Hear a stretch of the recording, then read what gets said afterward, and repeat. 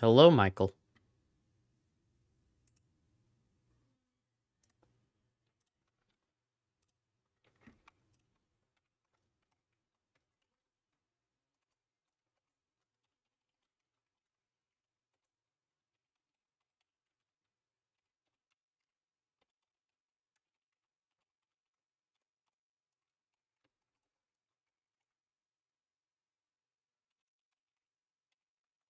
We're not doing Mario Kart this time. We're doing the Stanley Parable.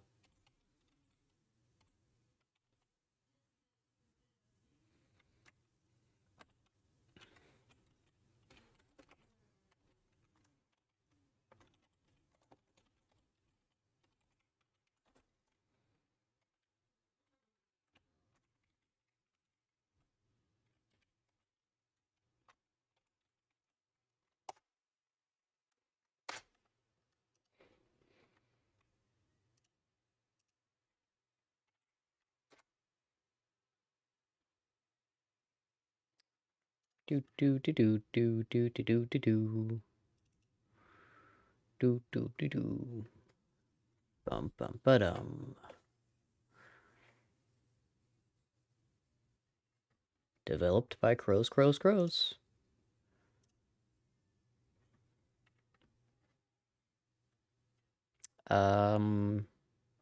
English.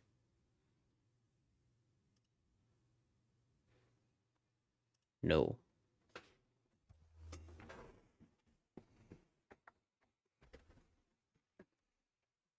I'm gonna do this based on what stream can see. Hey, Britt.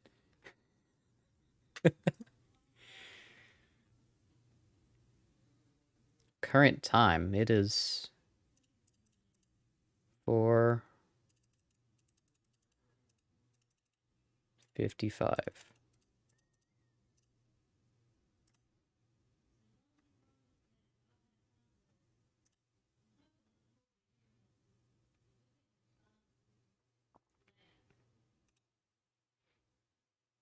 I see that.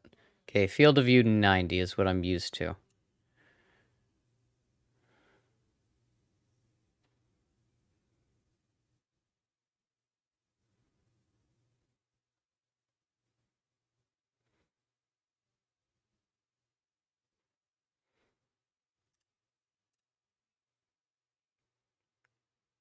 Yep.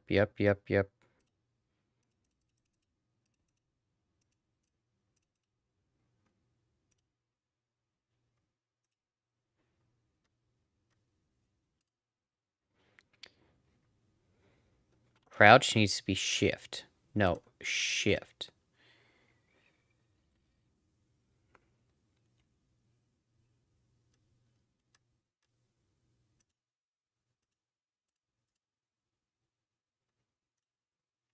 All right.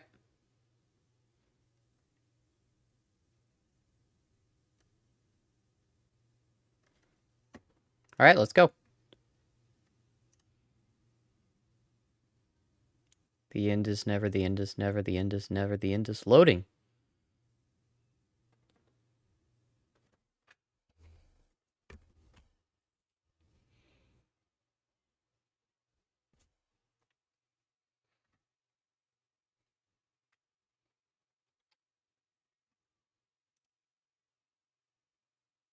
Y'all can't hear it.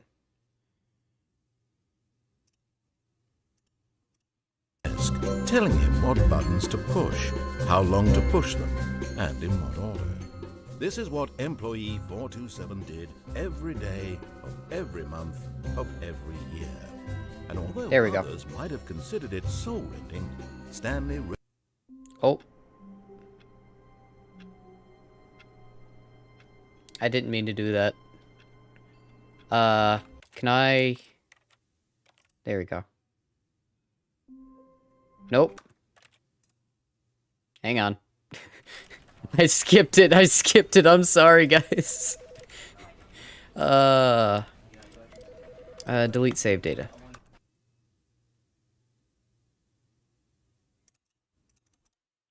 Oh, I gotta go through this again.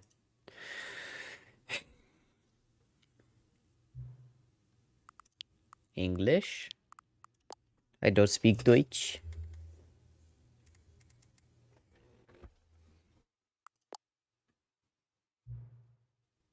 It's like right there. Yeah.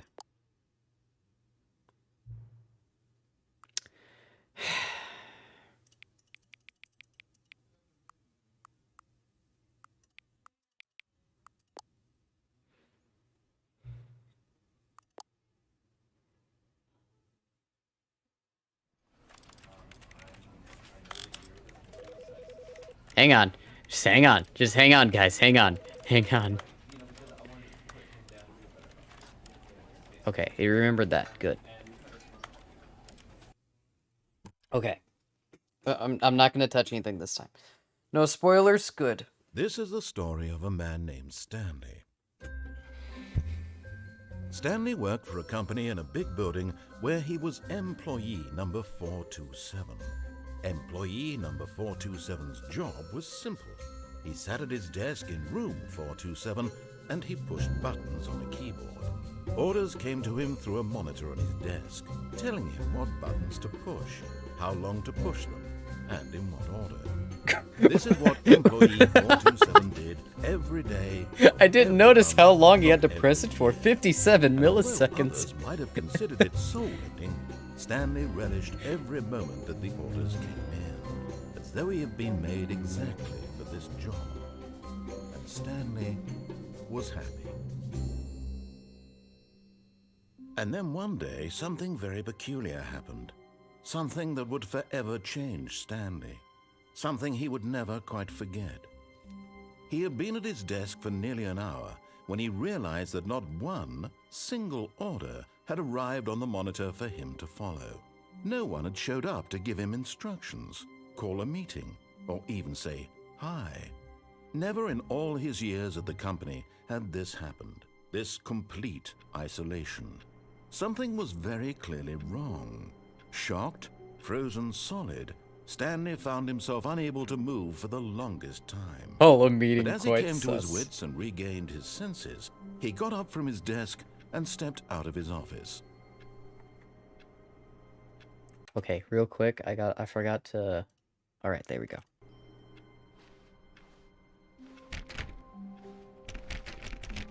All of his co-workers... Oh, please. Are you really just doing this for the achievement? Click a door 5 times. Is that all that you think an achievement is worth? No, Now that you mention it. No. I can't just give these merits away for such little effort. A measly 5 clicks. Now suppose you were to click the door 20 times. I would say that's the kind of effort that warrants recognition. I have to say I'm still not feeling the satisfaction of witnessing true effort for a noble cause. Perhaps 50 clicks will do it. Yes, almost certainly 50 clicks.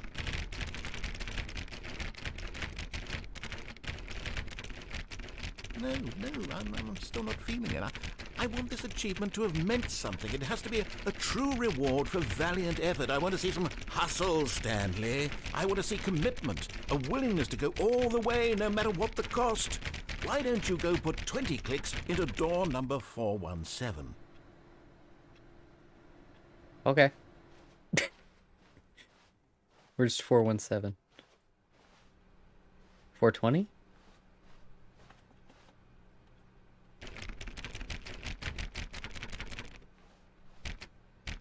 Where's 417?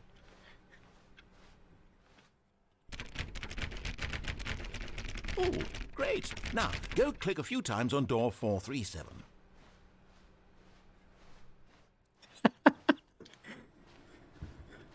Wait, where? There it is. Excellent. I think we're getting somewhere. Now, door 415. Let's give it 10 clicks or so.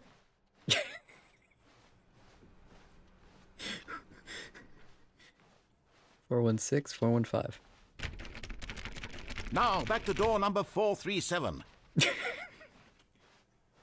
Please tell me there's actually an achievement behind this. Let's see. How about you click on, well, I don't know, the copy machine?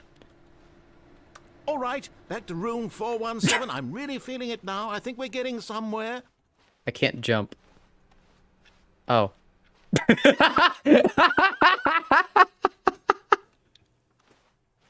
Thank you, game, for acknowledging what I say. Okay, now go climb on employee 419's desk.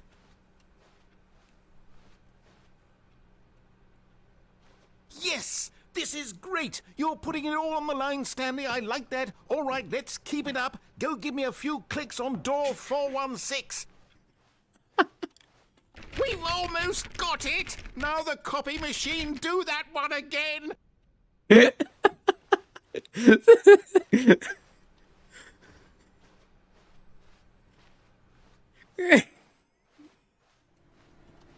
Finish it off, Stanley! 5 clicks on door 430! Yes! We did it! Oh, wow. That felt amazing. Oh, you really earned it, Stanley. Nothing could hold you back. Yes, I'm very proud of how far we've come today. Just think, only a few minutes ago, you believed an achievement was worth 5 little clicks. Really now, what were you thinking?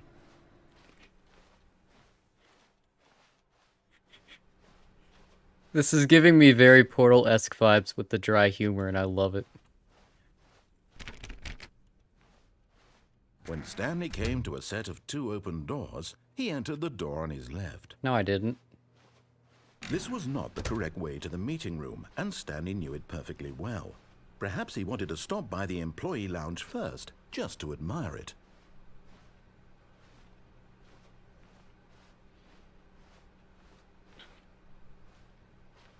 Is this the lounge?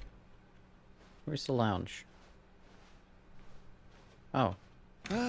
Yes, truly a room worth admiring. It had really been worth the detour after all, just to spend a few moments here in this immaculate, beautifully constructed room. Stanley simply stood here, drinking it all in.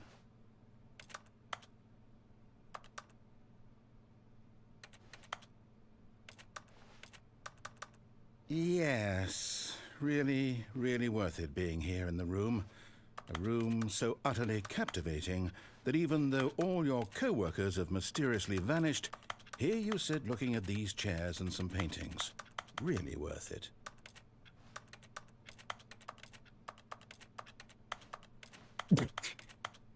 At this point, Stanley's obsession with this room bordered on creepy and reflected poorly on his overall personality. It's possible that this is why everyone left.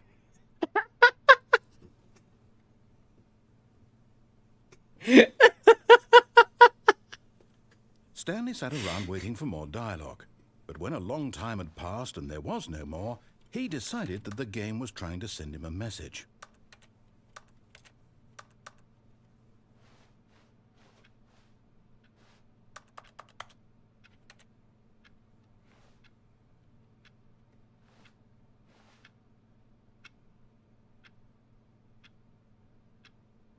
That's not right. I put my time in and everything, and you still got the time wrong. But at last, he'd had enough of the amazing room and took the first open door on his left to get back to business. Stanley was so bad at following directions, it's incredible he wasn't fired years ago. It was originally a Half-Life mod, yes. I do remember that. It's just, it's been so long since I've seen any videos of it, and I lost interest in it very quickly. I think it was Markiplier's playthrough I saw on it.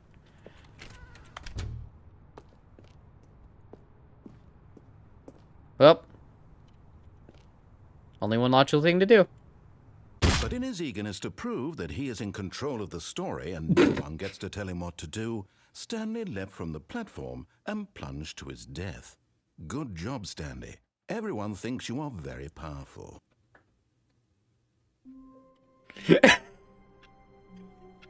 Okay. All of his co-workers were gone. What could it mean? Stanley decided to go to the meeting room. Perhaps he had simply missed a memo. No, there's more to that room. When Stanley came to a set of 2 open doors, this was not the correct way to the meeting room, and Stanley knew it perfectly well. Perhaps he wanted to stop by the employee lounge first, just to admire it. Wow, yes, this room. But eager to get back to business, Stanley took the first open door on his left. Stanley was so bad at following directions, it's incredible he wasn't fired years ago.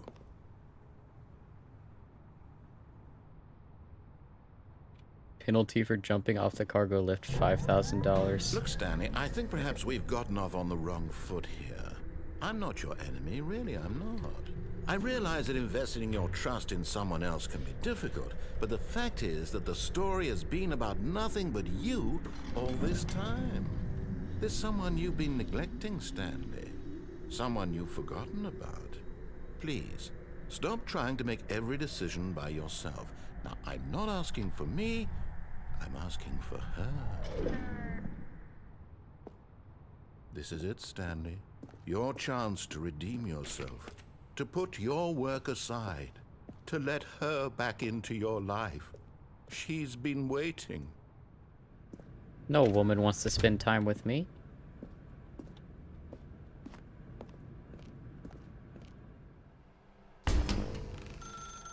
That's her, Stanley. Buenos dias.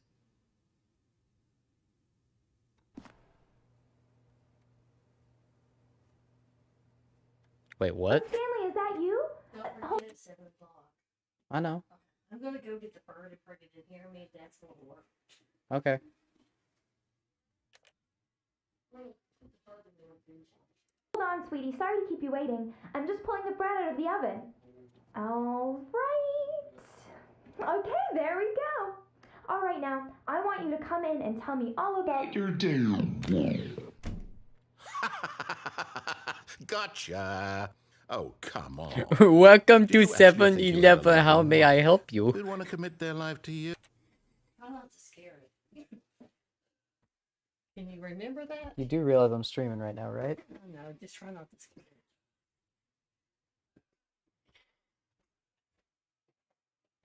it. So my dad hit a bird with the car, and he shocked it, and it just doesn't want to do anything right now. So that's why that's there. You can just barely see it. Hang on, wait. There you go.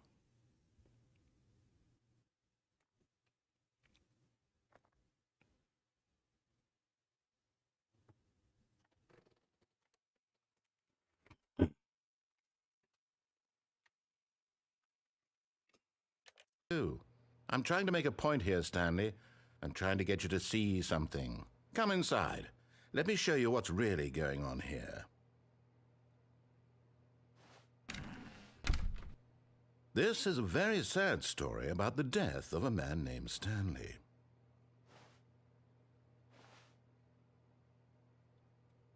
Stanley is quite a boring fellow. He has a job that demands nothing of him, and every button that he pushes is a reminder of the inconsequential nature of his existence. Can I press a button other than K? Nope. Look at him there, pushing buttons, doing exactly what he's told to do. Now he's pushing a button. Now he's eating lunch. Now he's going home. Now he's coming back to work. One might even feel sorry for him, except that he's chosen this life. Oh.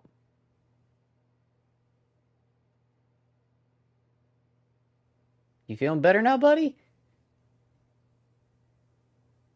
You're still a little shaky.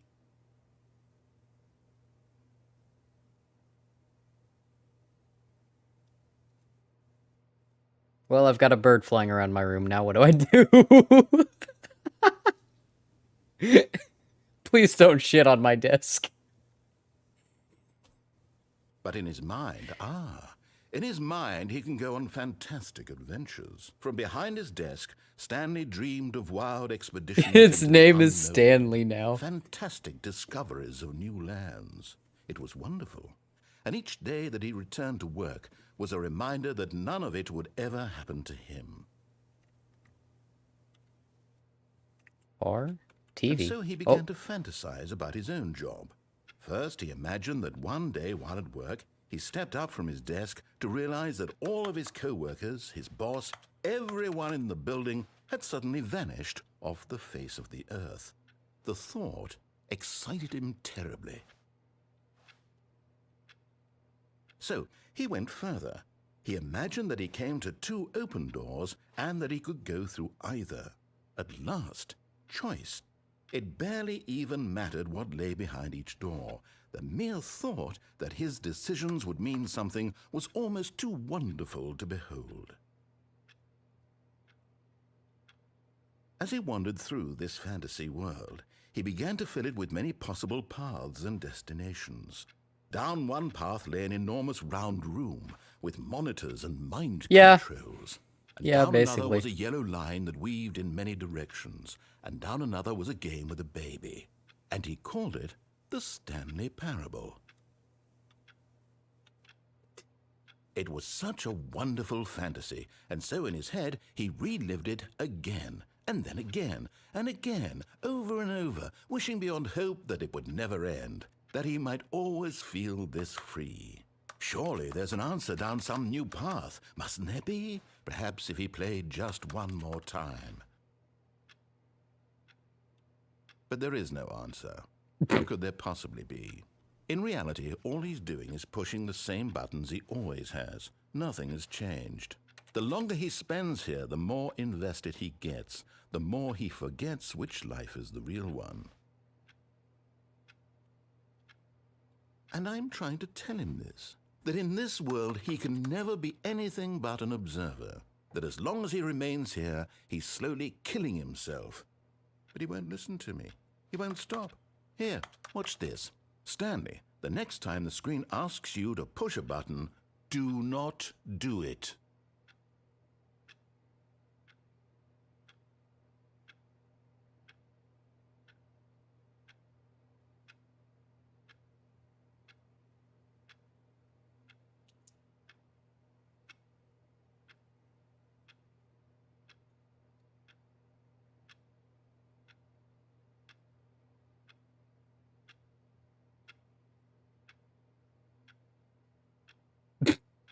This is very cursed, yes.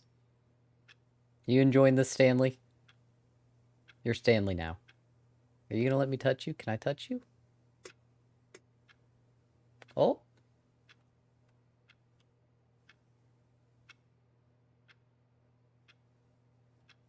Stanley let me touch him.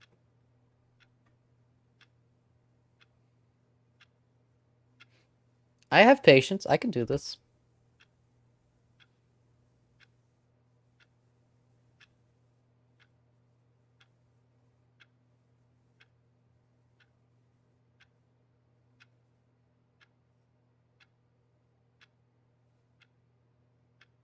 You're my friend now. We're having soft tacos later.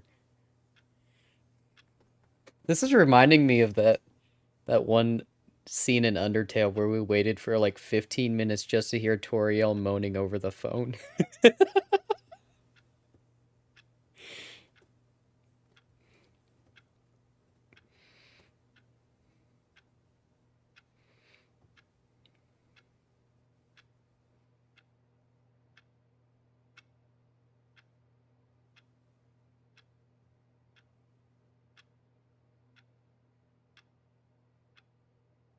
No, it's off by a little bit. It's 5:17. According to that clock, it's 4:57?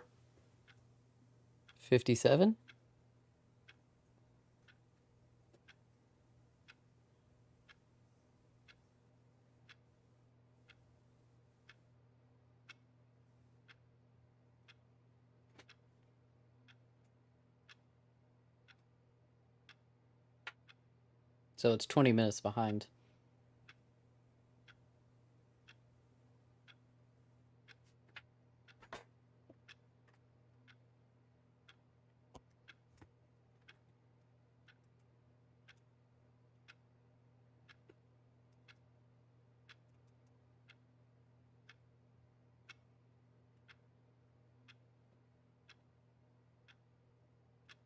Oh, sorry for shaking the dips. Careful, Stanley. Careful.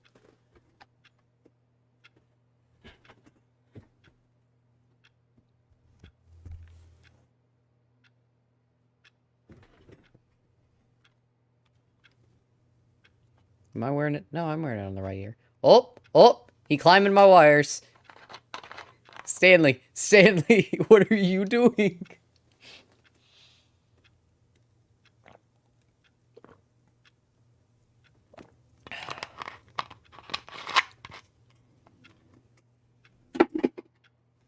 All right.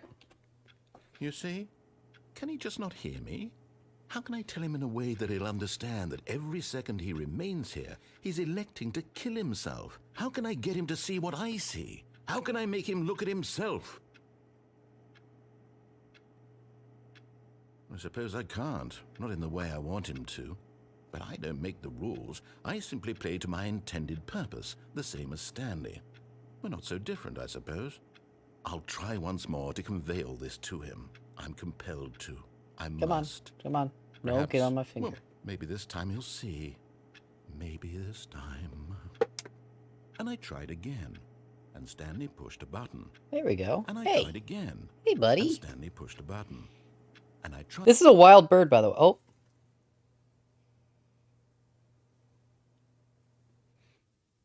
He didn't like my screen going black. Oh.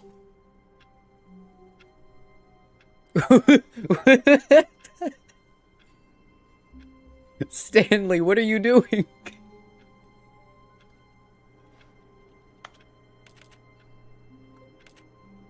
I know, I saw that. I hate Mondays. Okay, so Stanley is secretly Garfield. All of his co-workers were gone. What could it mean? Stanley decided to go to the meeting room. Perhaps he had simply missed a memo.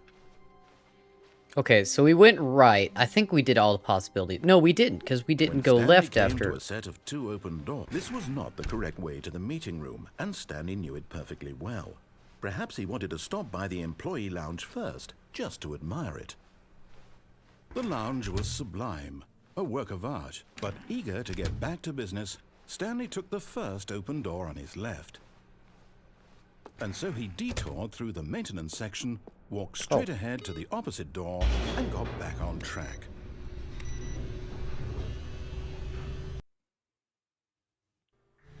But Stanley didn't want to go back to the office. He wanted to wander about and get even further off track. So now in order to get back, he needed to go, from here it's, left. Oh, no, it's to the right, my mistake. No, not the right. Why would I have ever said it was to the right? What was I thinking? It's clearly... Oh dear, would you hold on for a minute, please? Now, let's see. We went down right, left, down, left, right. Yep, okay, yes. I've got it now. This story is absolutely, definitely this way.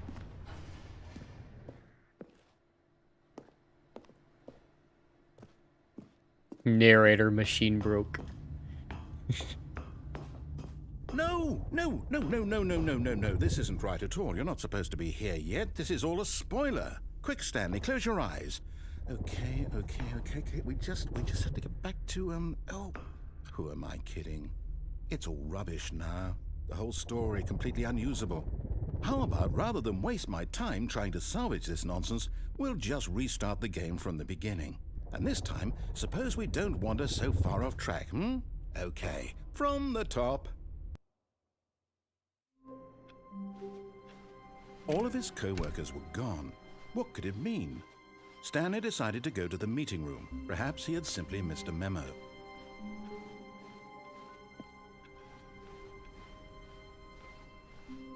When Stanley... Wait, What? No, I restarted. I swear, I definitely restarted the game over, completely fresh. Everything should be... Oh, did something change? Stanley, did you change anything when we were back in that room with all the monitors? Did you move the story somewhere, or... Hold on. Why am I asking you? I'm the one who wrote the story. It was right here just a minute ago. I know for sure that it's here somewhere. Okay, then. It's an adventure. Come, Stanley. Let's find the story. I'll go this way. Oh, that way machine broke. Oh, I can go this way?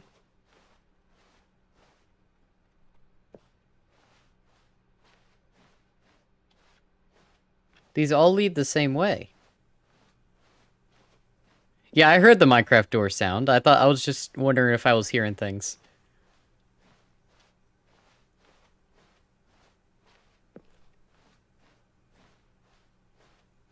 I'll say it. This is the worst adventure I've ever been on. I can promise you there definitely was a story here before. Do we need to restart the game again? Well, I find it unlikely that we'll ever progress by starting over and over again, but it's got to be better than this. Okay, let's give it a shot. Why not? Back rooms?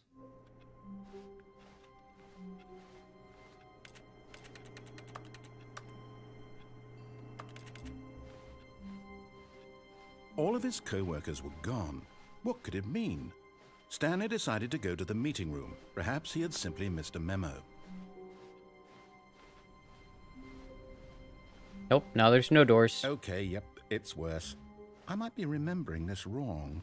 It's possible the story is back where we just came from. Why don't we go back the other direction and see if we missed anything?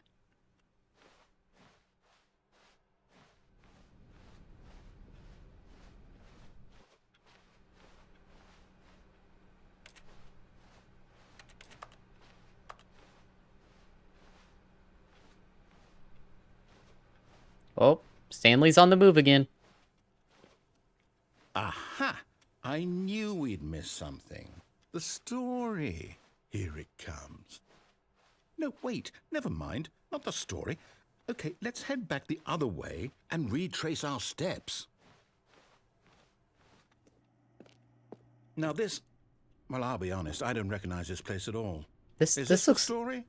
I don't think so. I can't quite recall, but I believe my story took place in an office building. Is that correct? Do you remember, Stanley? Well, do you know what? Since I've completely forgotten what we were supposed to be doing, how about this? You win! Congratulations! This is I know Raven. you put in a lot This of is from hard work, and Ravenholm. It really paid off. So, good job. From Half-Life 2. Oh, no. No, I don't feel right about this at all. We both know you didn't put in any actual work for that win. Some people win fair and square, and this was not one of those situations.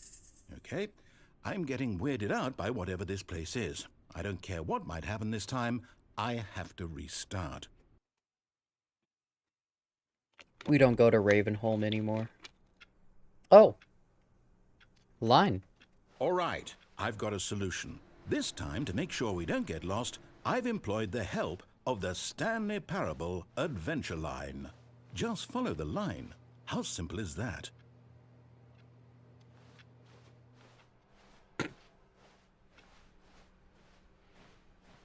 No, I'm down. We're living it up to the line from now on.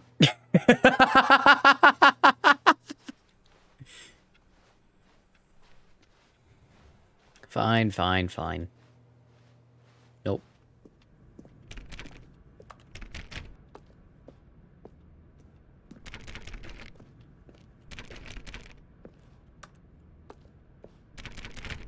You see? The line knows where the story is. It's over in this direction. Onward, Stanley, to destiny. Though, here's a thought. Wouldn't wherever we end up be our destination, even if there's no story there? Or to put it another way, is the story of no destination still a story? Simply by the act of moving forward, are we implying a journey such that a destination is inevitably conjured into being via the very manifestation of the nature of life itself? Okay, Stanley, I need to follow this train of thought for a minute. Just stick with me. Now, we can both agree that the nature of existence is in fact a byproduct of one's subjective experience of that existence, right? Okay. Now, if my experience of your existence rests inside of your subjective experience,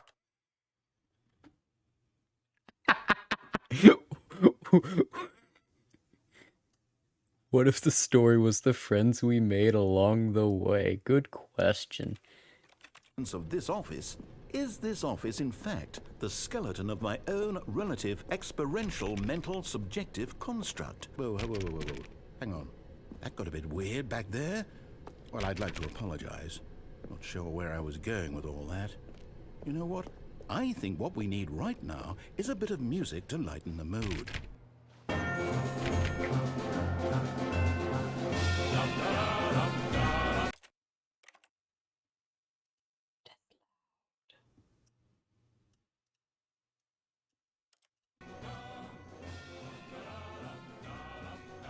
Alright, that's good. I'm trying to do everything but play the game, yes.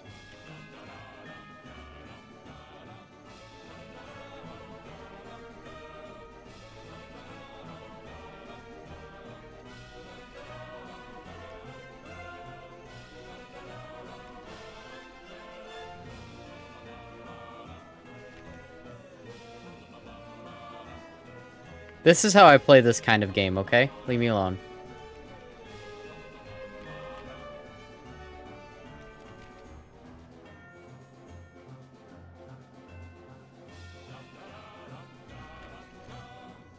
One of these doors has to work.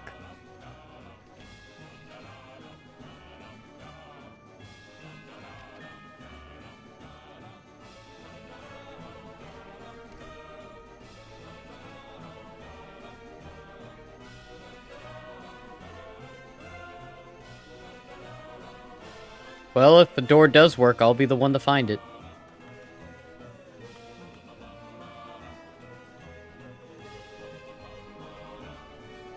Wait, cut the music, go back and look at that fern.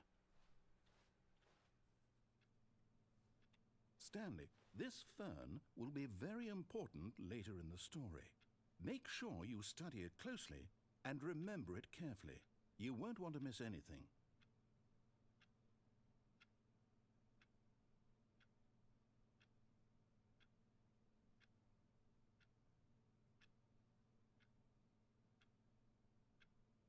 Ba ba ba da ba ba da ba ba ba ba da ba ba da ba ba. Ba na na na na na na na na na na na na na na na ba na na na na na na na na na na na na na na na ba na na na na na na na na na na na na na na ba na na na na na na na na na na na na. Is any of this ringing a bell?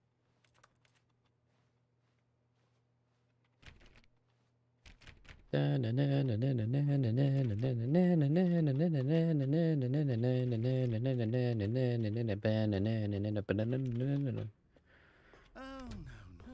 no, not again. Line, how could you have done this to us? And after we trusted you, after everything we've been through, you...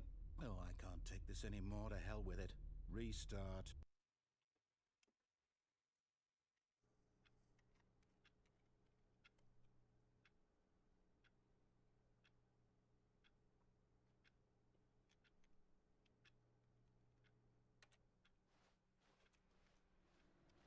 You know what, Stanley? I say forget the adventure line. What's it ever done for us? We're intelligent people, right?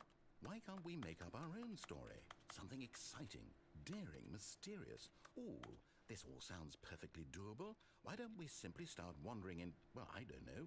How about this direction? I'm fine with this. Now, yes, this is exciting. Just me and Stanley forging a new path, a new story. Well, it could be anything. What do you want our story to be? Go wild. Use your imagination.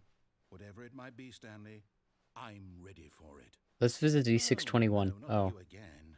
Stanley, I'd also like to veto the line from having any role in our awesome new story. No lines or monitor rooms. Just don't acknowledge it, and we should be fine.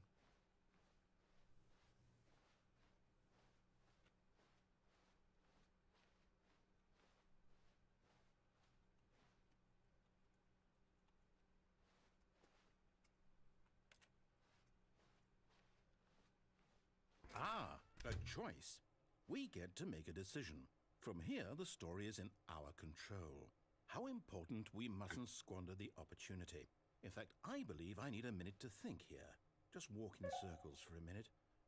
Okay, So I know that each door has to lead somewhere, which means that somewhere, the place where we're trying to go, there must be a reverse door that leads here.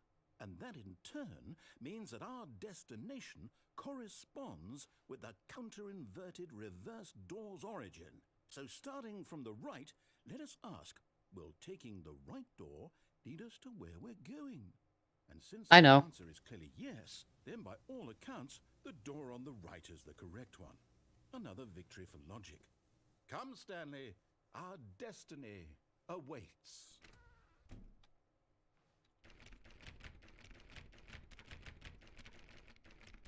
Damn.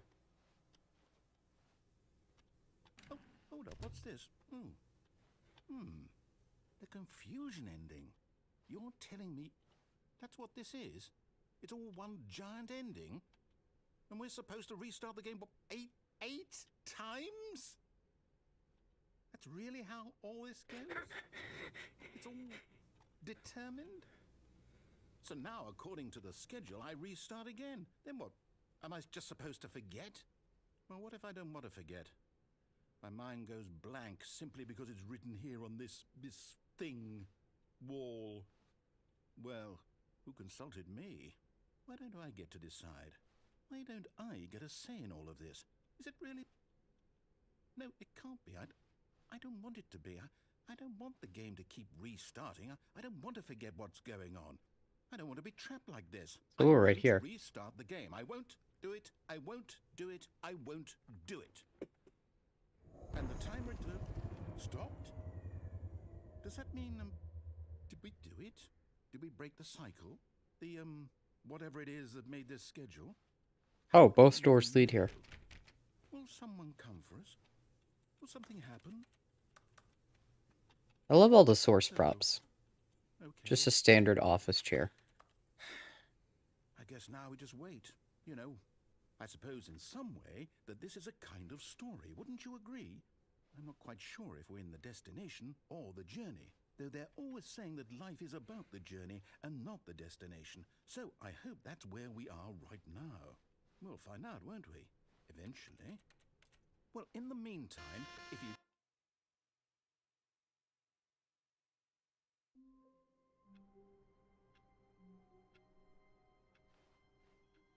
All of his co-workers were gone. What could it mean? Stanley decided to go to the meeting room. Perhaps he had simply missed a memo. Oh, we have options again. Oh, was I supposed to remember that? Two open doors. He entered. Hold up, hang on. I'm gonna cheat. Oh, was I supposed to the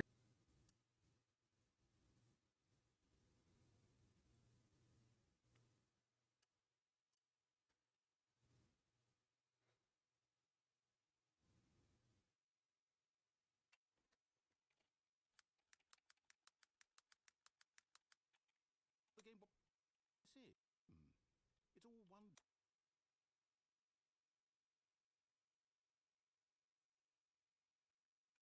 Okay.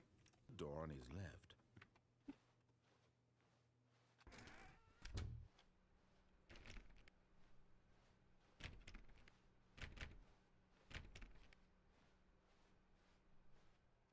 Yet there was not a single person here either.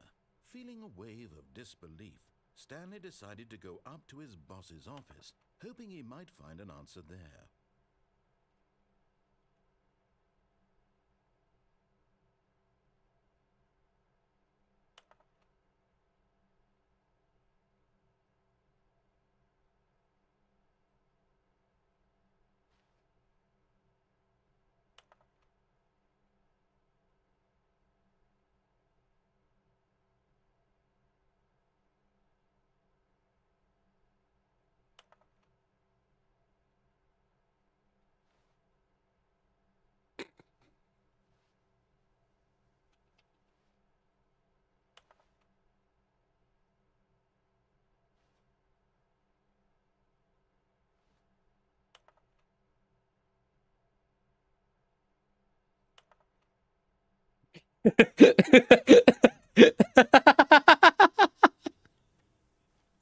Okay.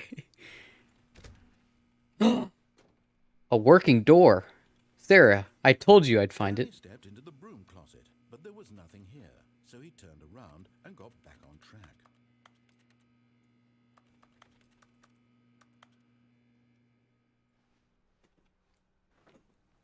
Coming to a staircase, Stanley walked upstairs to his boss's office.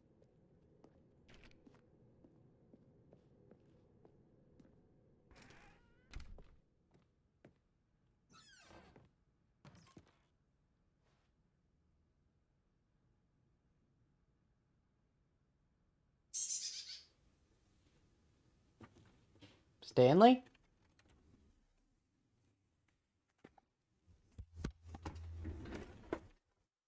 Hey Stanley, you good now? Well, I've got a perfectly healthy bird flying around my room now. Hang on, guys. Come on down, Stanley. Hey, buddy. Hey. Nope. Nope, nope, nope, nope, nope. Come back. Trust me. Stanley, get off the fire alarm.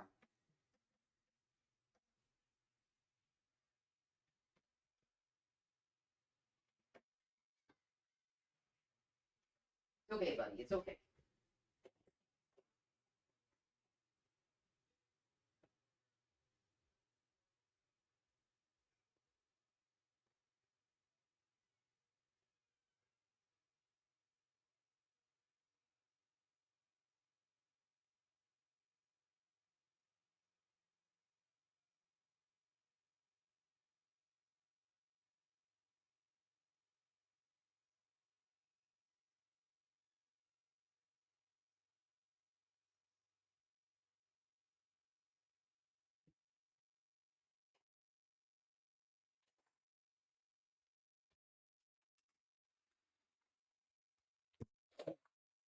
Stanley has been returned back to the wild, where he belongs. He will be a good mother.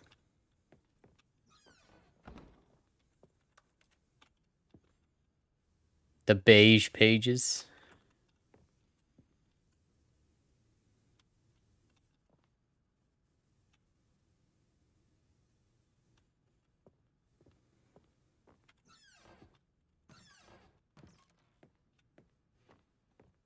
Stepping into his manager's office, Stanley was once again stunned to discover not an indication of any human life.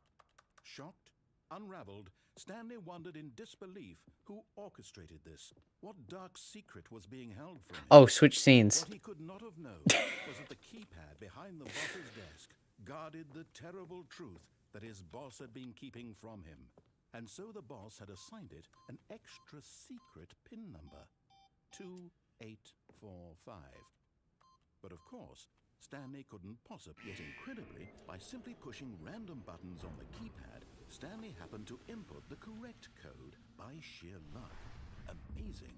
He stepped into the newly opened passageway. Wasn't I supposed to be stopped? How am I supposed to use an N64 controller on this, Sarah? No.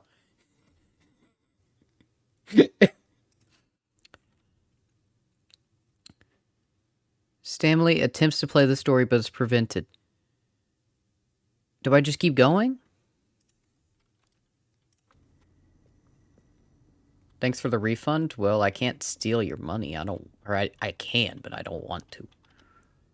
Because I'm not that kind of streamer.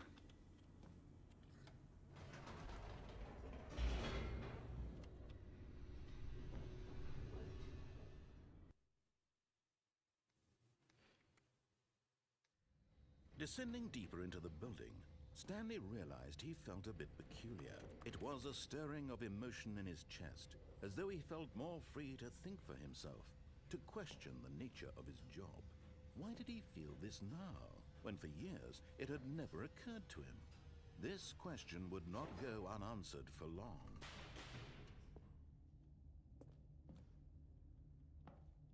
Nope, I gotta follow the story. As much as I don't want to, I've gotta follow the story. Stanley walked straight ahead through the large door that read Mind Control Facility.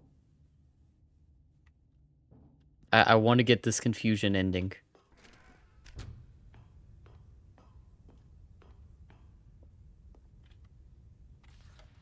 lights rose on an enormous room packed with television screens.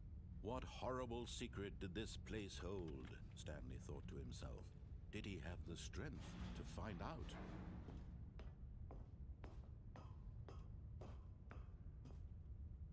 Well, that's where I was a little bit ago. Camera? Now the monitors jumped to life, their true nature revealed. Each bore the number of an employee in the building, Stanley's co-workers. The lives of so many individuals reduced to images on a screen, and Stanley, one of them, eternally monitored in this place where freedom meant nothing.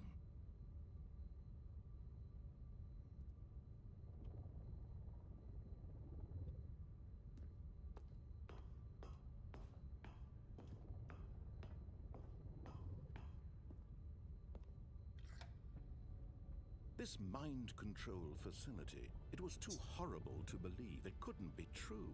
Had Stanley really been under someone's control all this time? Was this the only reason he was happy with his boring job? That his emotions had been manipulated to accept it blindly? Mm-hmm. No. He refused to believe it. He couldn't accept it. His own life in someone else's control? Never! It was unthinkable, wasn't it? Was it even possible? Had he truly spent his entire life utterly blind to the world? But here was the proof. The heart of the operation. Controls labeled with emotions. Happy, or sad, or content. Walking, eating, working. All of it monitored and commanded from this very place. And as the cold reality of his past began to sink in, Stanley decided that this machinery would never again exert its terrible power over another human life. For he would dismantle the controls once and for all.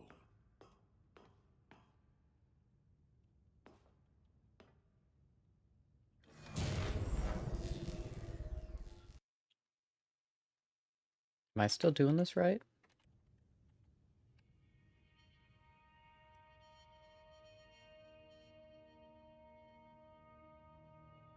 Blackness, and a rising chill of uncertainty.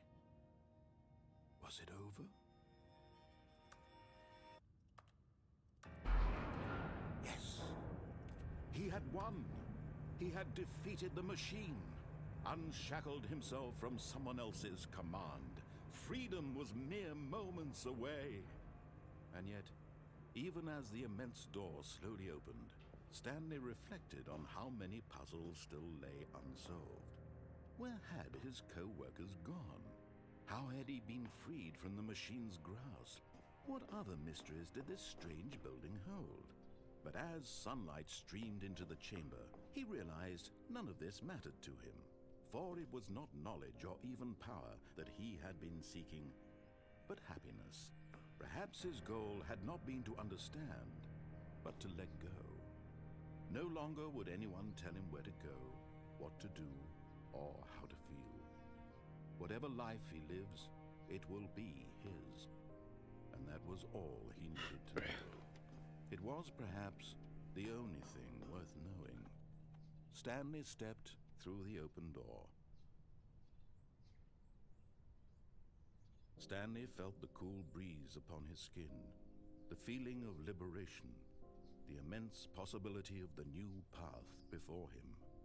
This was exactly the way, right now, that things were meant to happen. And Stanley was happy. I don't think we got the confusion ending proper. Yeah, I just beat the game normally. That wasn't confusion ending. What the hell? Game's rigged. Y'all can see the glare on my computer.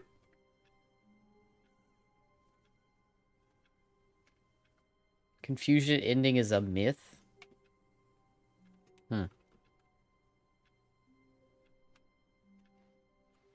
All of his co-workers were gone. What could it mean? Stanley decided to go to the meeting room. Perhaps Well, let's look at it again, just to be sure. Game restarts on its own. Find the line again. Oh.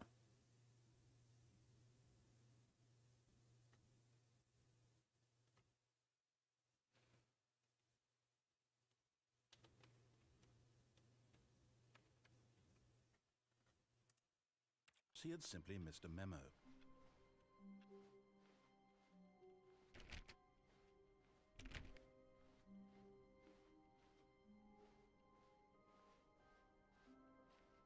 No. Wait. This is different. This is definitely different.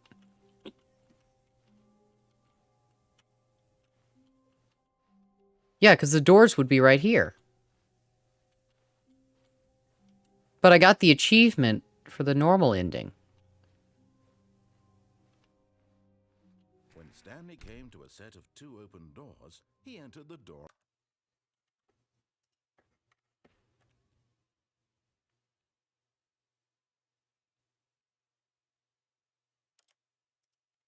on his left.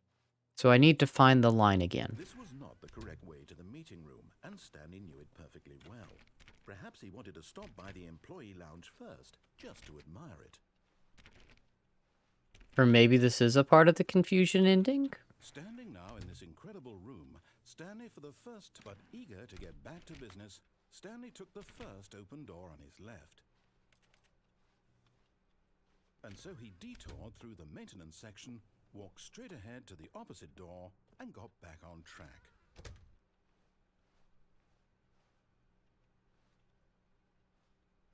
Yet there was not a single person here either. Feeling a wave of disbelief, Stanley decided to go up to his boss's office, hoping he might find an answer there.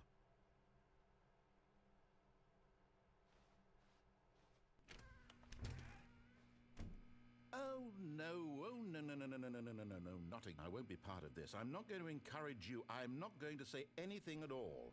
I'm just going to be patient and wait for you to finish whatever it is you enjoy doing so much in this room. Please take your time. There's something in here. There's got to be something in here.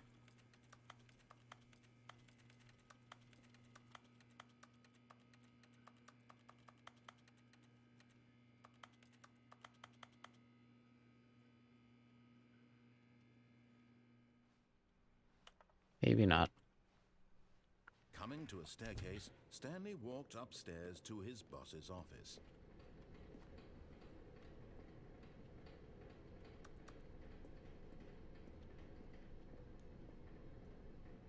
All right. Good night, Sarah. Stanley just couldn't do it. He considered the possibility of facing his boss, admitting he had left his post during work hours. He might be fired for that. And in such a competitive economy, why had he taken that risk? All because he believed everyone had vanished? His boss would think he was crazy. And then something occurred to Stanley. Maybe, he thought to himself, maybe I am crazy. All of my co-workers blinking mysteriously out of existence in a single moment for no reason at all?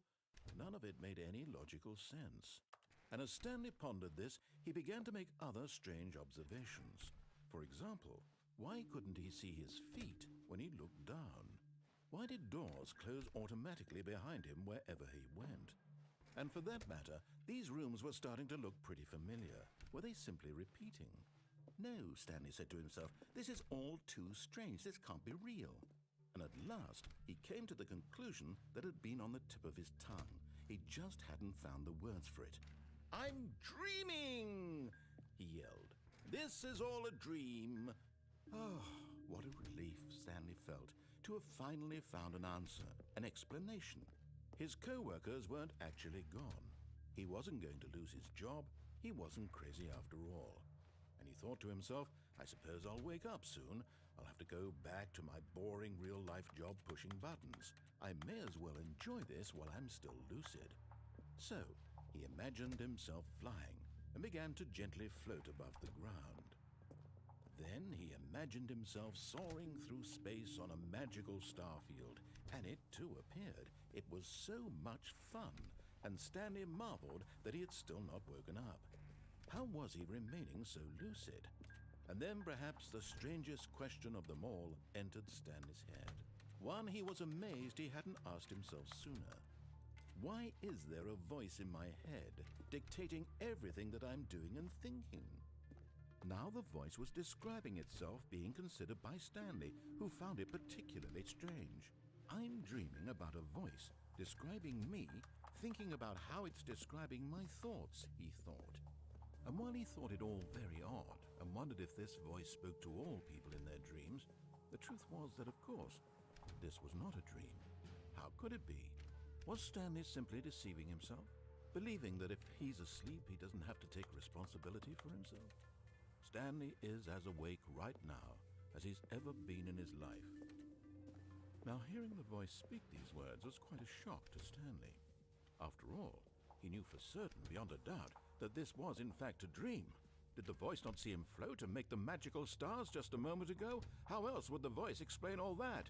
This voice was a part of himself too. Surely, if he could just... He would prove it. He would prove that he was in control, that this was a dream.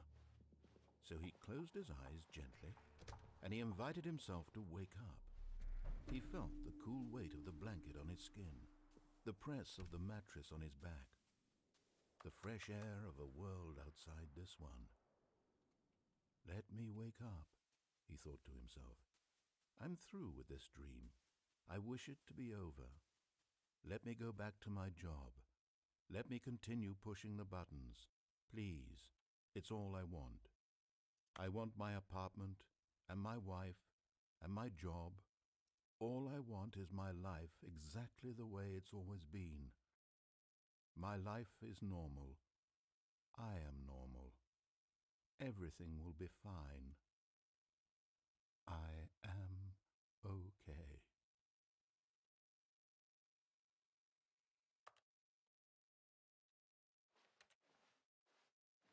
Stanley began screaming. Please, someone, wake me up. My name is Stanley. I have a boss. I have an office. I am real. Please, just someone tell me I am real. I must be real. I must be. Can anyone hear my voice? Who am I? Who am I? And everything went black.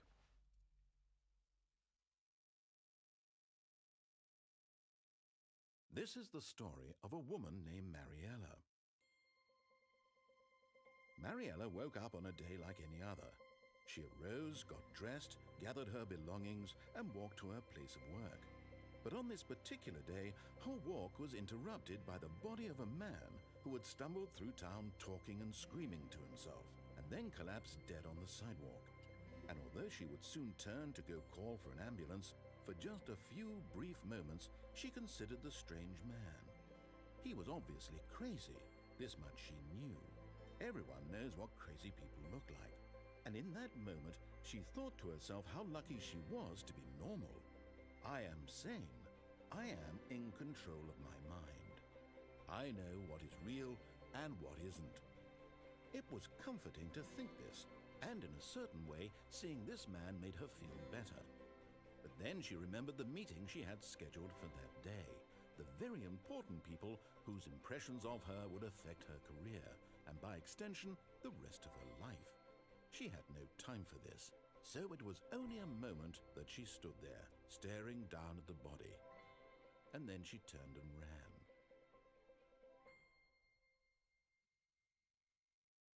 Oh, fuck. What the fuck?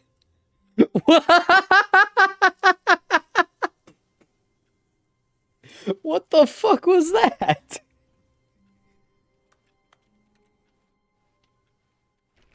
Just a step through this door, Stanley thought to himself, that's all I need. If I can make it through this door, I can make it through them all.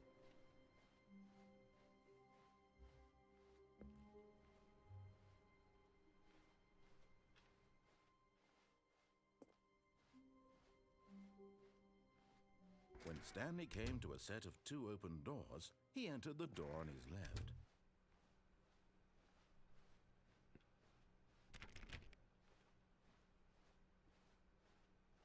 Yet there was not a single person here either. Feeling a wave of disbelief, Stanley decided to go up to his boss's office, hoping he might find an answer there. Damn. Coming to a staircase, Stanley walked upstairs to his boss's office.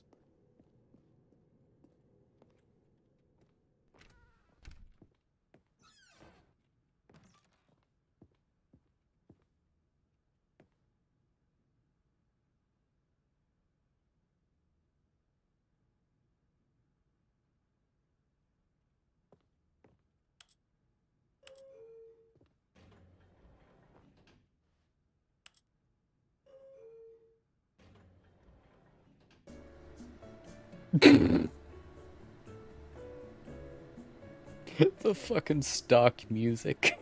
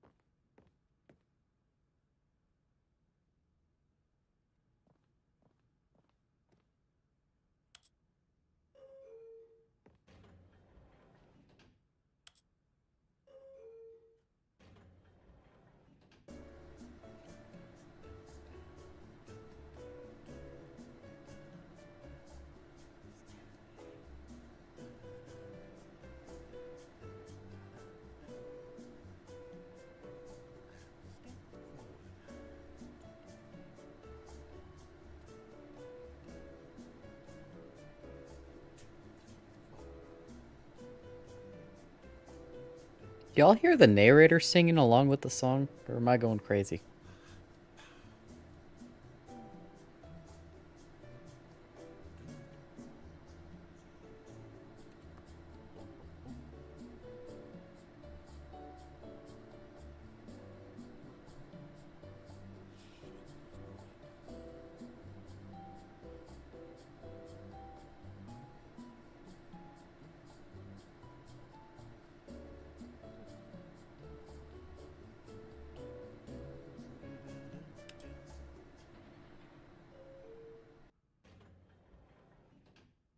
Oh.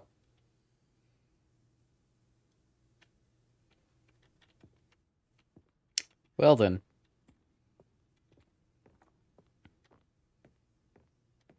Stepping into his manager's office, Stanley was once again stunned to discover not an indication of any human life. What could it mean? Stanley wondered aloud to nobody. He began wildly tearing through papers on the boss's desk, pulling books off the shelf, looking behind paintings, desperate for clues to his situation. But his attention was caught by a keypad behind the boss's desk. What could its purpose be? In fact, this keypad guarded the terrible secret that lay buried below his feet. And so the boss had assigned it an extra secret PIN number, 2845.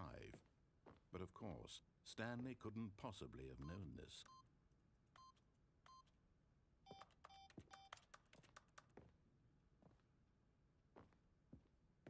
Stanley just sat around twiddling his thumbs. Trying to input anything on the device was useless, since he could never possibly know that the combination was 284. Yet incredibly, by simply pushing random buttons on the keypad, Stanley happened to input the correct code by sheer luck. Amazing. He stepped into the newly opened passageway.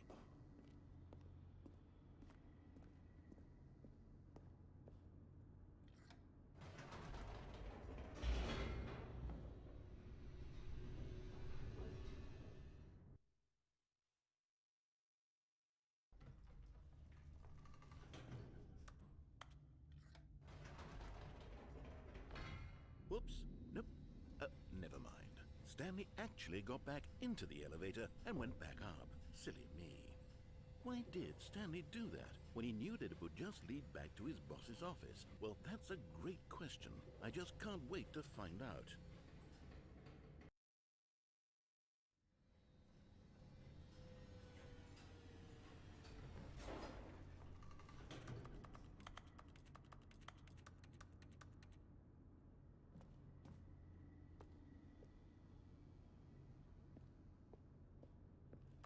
Why can't I push it again? What the hell? Here we are, Stanley. It's your boss's office. Exactly the way it was before you got onto the elevator. It's still just exactly what it is. What a decision you've made to come up here and look at the office again. This has fleshed out the plot of the story in new and fascinating ways I could have never anticipated. It's that keen eye for storytelling that you have, an incisive rapid fire of critical plot points, one after the other, weaving a rich tapestry of uncompromising narrative. Wow! I'm bolted to the edge of my seat. What? It was 2845. I know that. Incredible. Now he's getting back into the elevator and going down again. Ladies and gentlemen, how does he keep coming up with all of this? Chat gives me ideas. Narrator.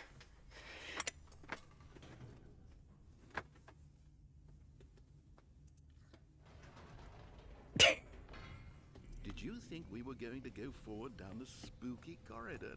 No. It's time once again to go back up in the elevator. I can't even begin to grapple with what might be up there. Is it the boss's office again? Or what if it's the boss's office this time? The suspense is killing me.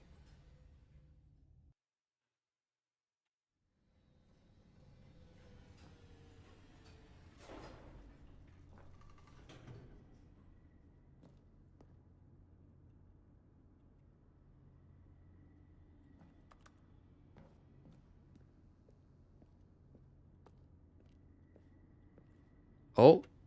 Oh. There's something back there. I'll remember that for my next playthrough.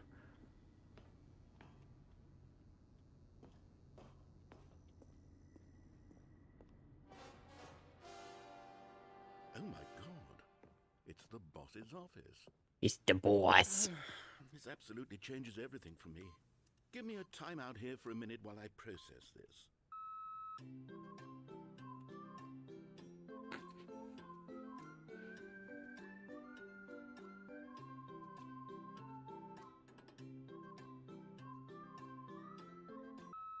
Okay, I'm ready. I'm prepared to embrace this stunning revelation and to move forward with... No! No, wait! No! I need more time to process.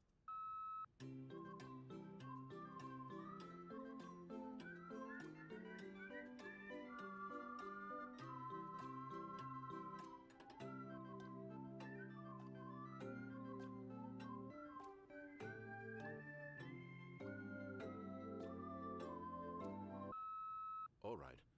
I have fully come to terms with it. I have made space in my worldview for this astonishing new reality.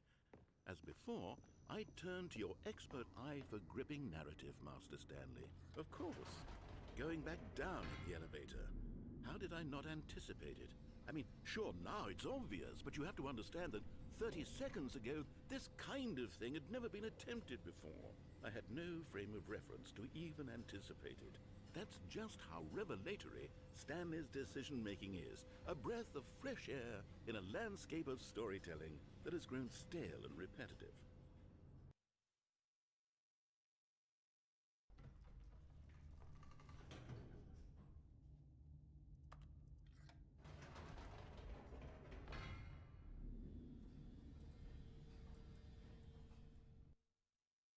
Is he gonna say anything this time?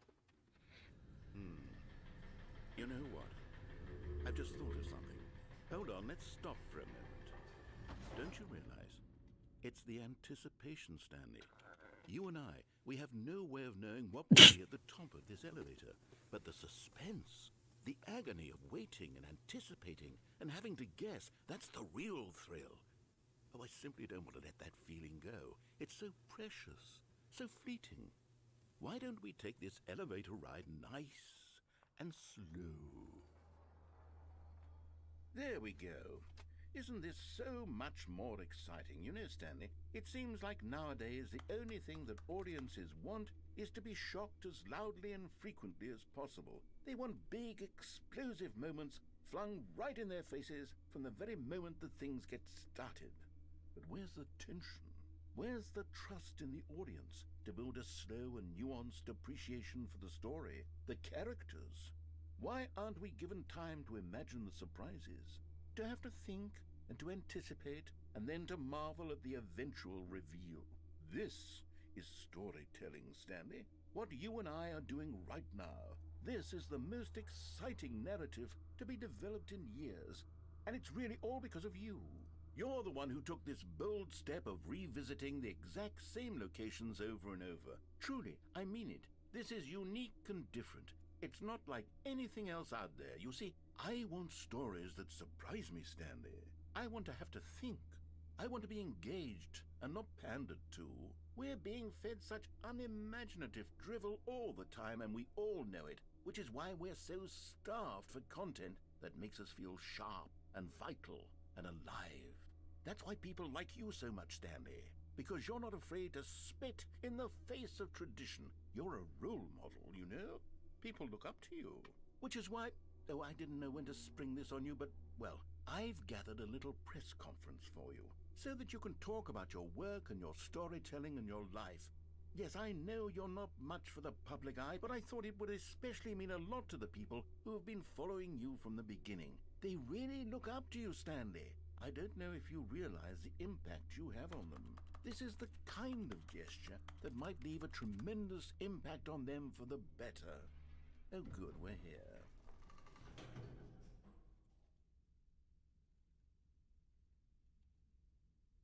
Well, that kind of ruined the joke I had planned. Welcome to 7-Eleven. How may I help you? Okay, the room where we're holding the press conference should be just around the corner here somewhere.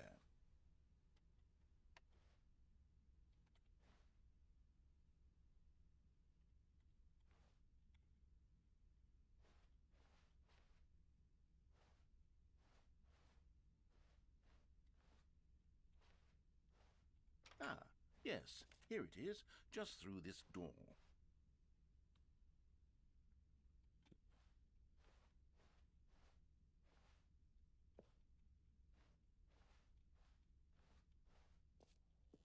All right, are you ready? I've told them you're going to speak a little bit about the nature of surprise in storytelling. And we're going to craft a truly unpredictable narrative. Oh, don't worry, you'll do great. Just be yourself and speak from the heart. I'm really proud of you, Stanley.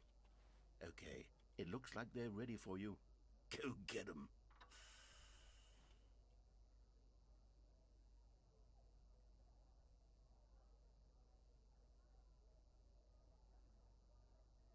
I love the way you ride elevator.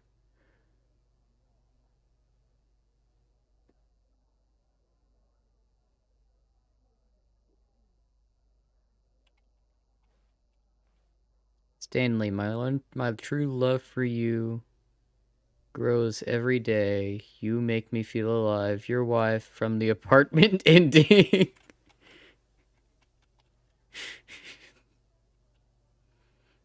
Did I get you back with the welcome back to 7-Eleven? The dude who came up with pizza. Vinny Pizza Pasta.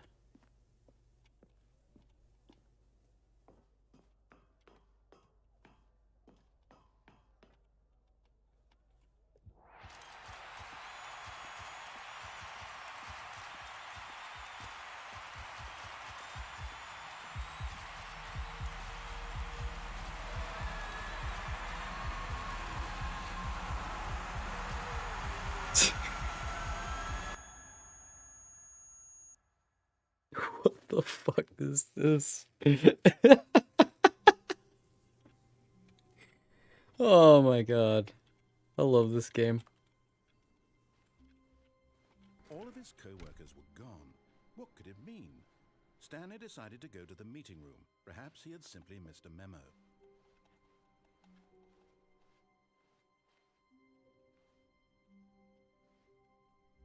Oh, new content? What does that mean, new content? On a rail? Oh no. Oh no.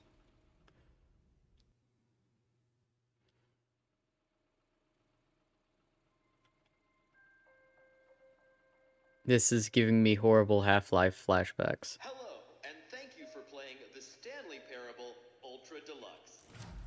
As you may know, the Stanley Parable was a video game released in 2013 on home computers. After receiving critical and commercial success, it was expanded upon in 2022 with the Stanley Parable Ultra Deluxe, a reimagining of the game for consoles and home computers. The Stanley Parable Ultra Deluxe features exciting new content that broadens and expands the world of the Stanley Parable, delighting audiences the world over. Please, step inside and see what thrilling new adventures await in the Stanley Parable Ultra Deluxe. Oh, well, this sounds delightful. I'm very excited to see the thrilling new Ultra Deluxe content. Okay, so far it's an elevator. Nothing special yet, but I'm sure it's just the beginning. Caleb of mesmerizing Maltby, adventure. hello and welcome.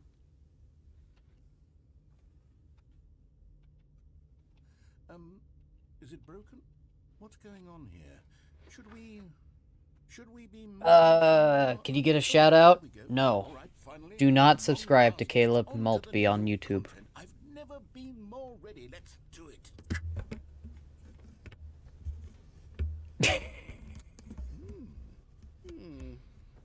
have to say, All this 3 people on version of stream Stanley Parable Ultra Deluxe will not must subscribe to your impress. channel, Caleb. It's as if the- You're welcome. Oh, okay. Let's see the content. Give me the content, Stanley. All right. All right, let's see. It's the jump circle.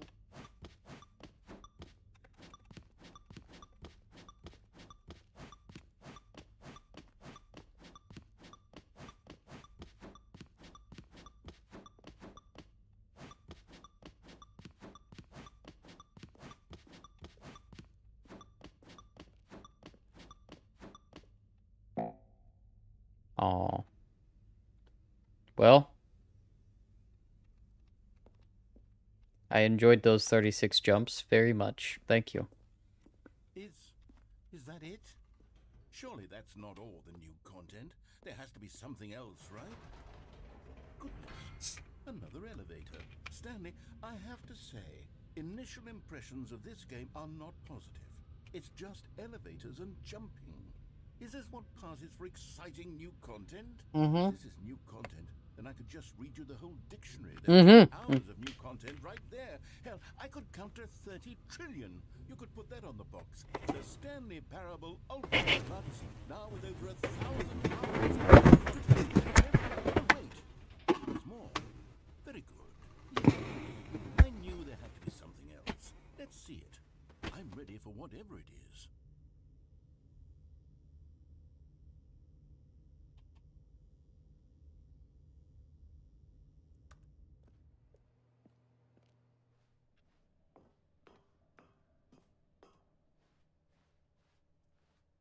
That's it? Oh, you've got to be kidding me. You see, Stanley? This is what happens when greedy video game developers with no respect for their fan base rush a cheap expansion to market for no reason other than to make an easy dollar. And don't get me started on the level of craftsmanship that's gone into it. In fact, I'm looking right now at the game's achievements, and it's hard to believe one of them actually says, "Test Wait, achievement, please ignore." What? no way. Hang on.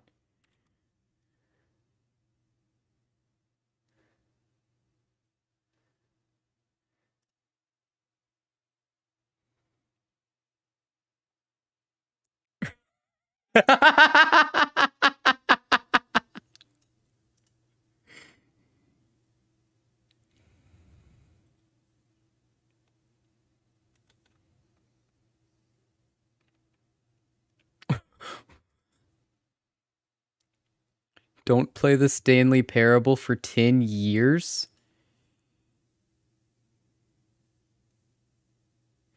Play the Stanley Parable for the entire duration of a Tuesday?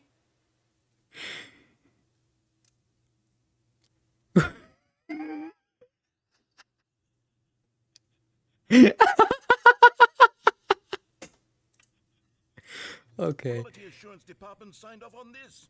I'm infuriated and I'm offended. I am not in my I mom's intend to basement, find no. these people on Twitter and hold them personally accountable. It's my fault, Stanley.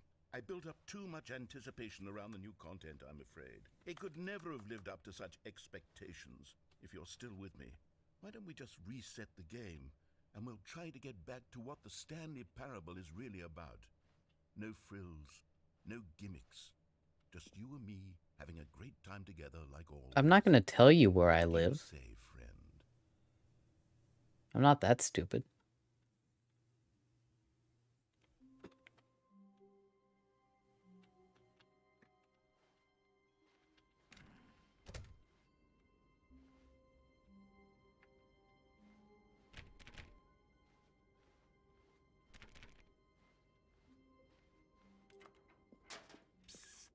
Stanley, come over here. In the vent. I want to show you something.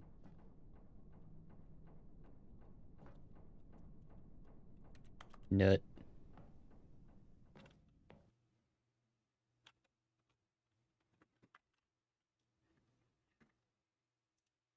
Hey, you know what I can do? Watch this. Ready?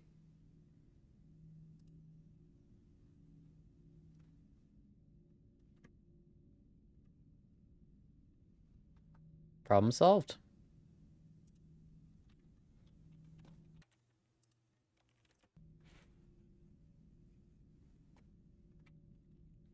Okay, you remember how cheap and unsatisfying the new Ultra Deluxe content turned out to be? Well, it got me thinking about the past, and how much better the Stanley Parable used to be.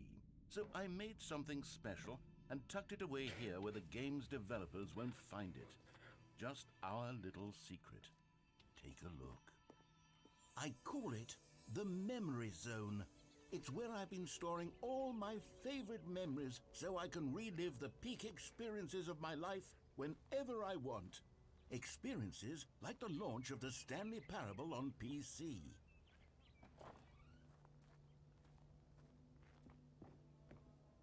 You see, Stanley, doesn't the Memory Zone remind you of how wonderful Stanley Parable was before it was sullied with a cheap re-release?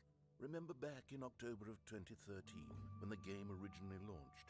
Back then, video games had integrity. Back then, it all meant something. Oh, the waste.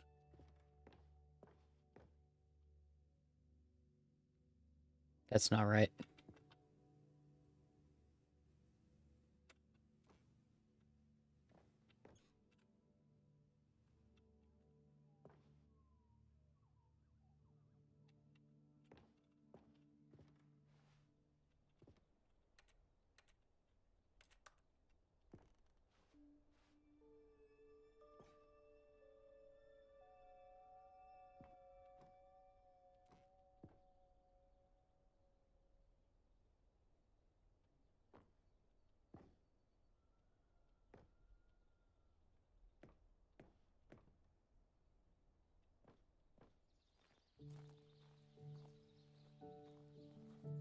And over here is where I keep reviews of the Stanley Parable. Like this stunning triumph of games journalism, 10 out of 10 from Destructoid.com. James Stephanie Sterling writes, and I quote, "Where so many games that aspire to be more than games end up less than any form of art, Stanley Parable strives and then succeeds to be every game ever created." Did you hear that, Stanley? Every game ever created. That's how grand and all-encompassing the original Stanley Parable was. It was literally every game ever created. It was Skyrim, it was Persona 3, it was all of them, and now it's nothing. It's no games at all. It isn't even the Stanley Parable anymore. It's just a husk now. A lifeless husk with an hour of new elevator content. Elevator? I want to ride an elevator.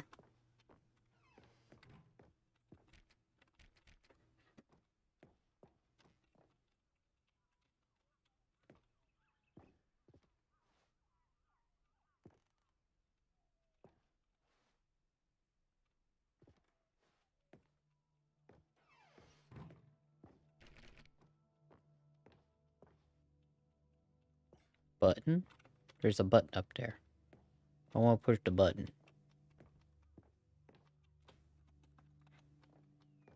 Here's another moving passage, this time from GameSpot.com.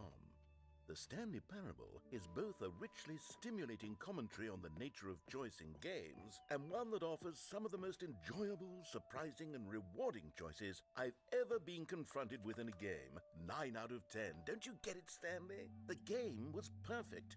It didn't need anything else. It didn't need new content. It just needed to be left alone, to spend the rest of time collecting dust in the hallowed hall of beloved video game memories.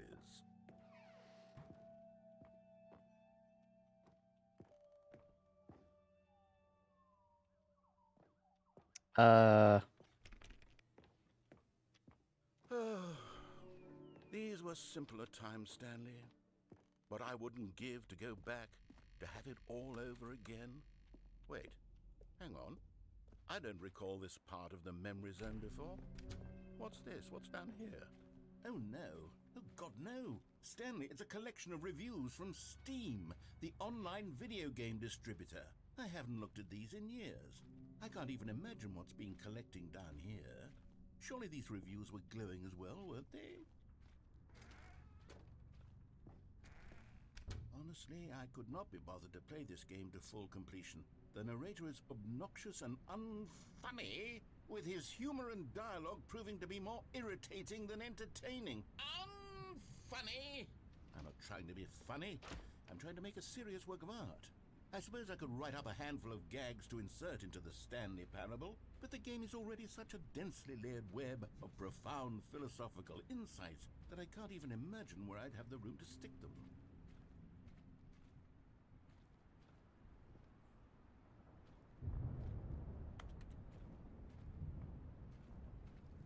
What is this game?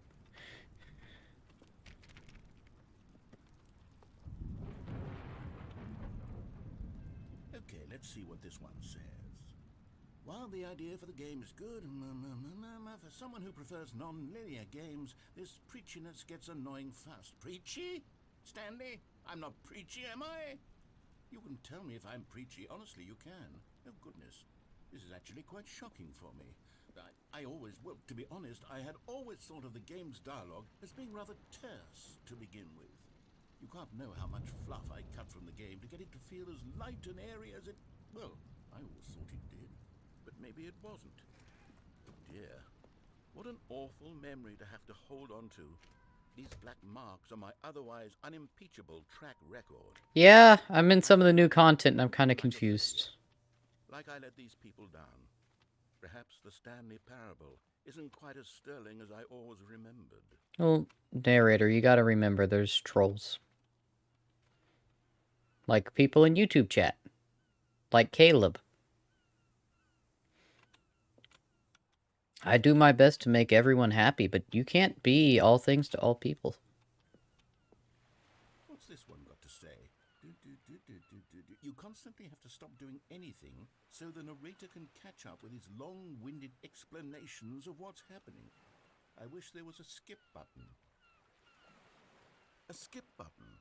Well, yes. Yes, I think we can do that. If I'm truly too preachy, then maybe letting you... Alright, yep. Goodbye.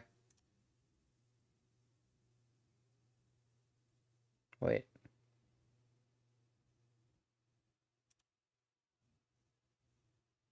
No, that's not it.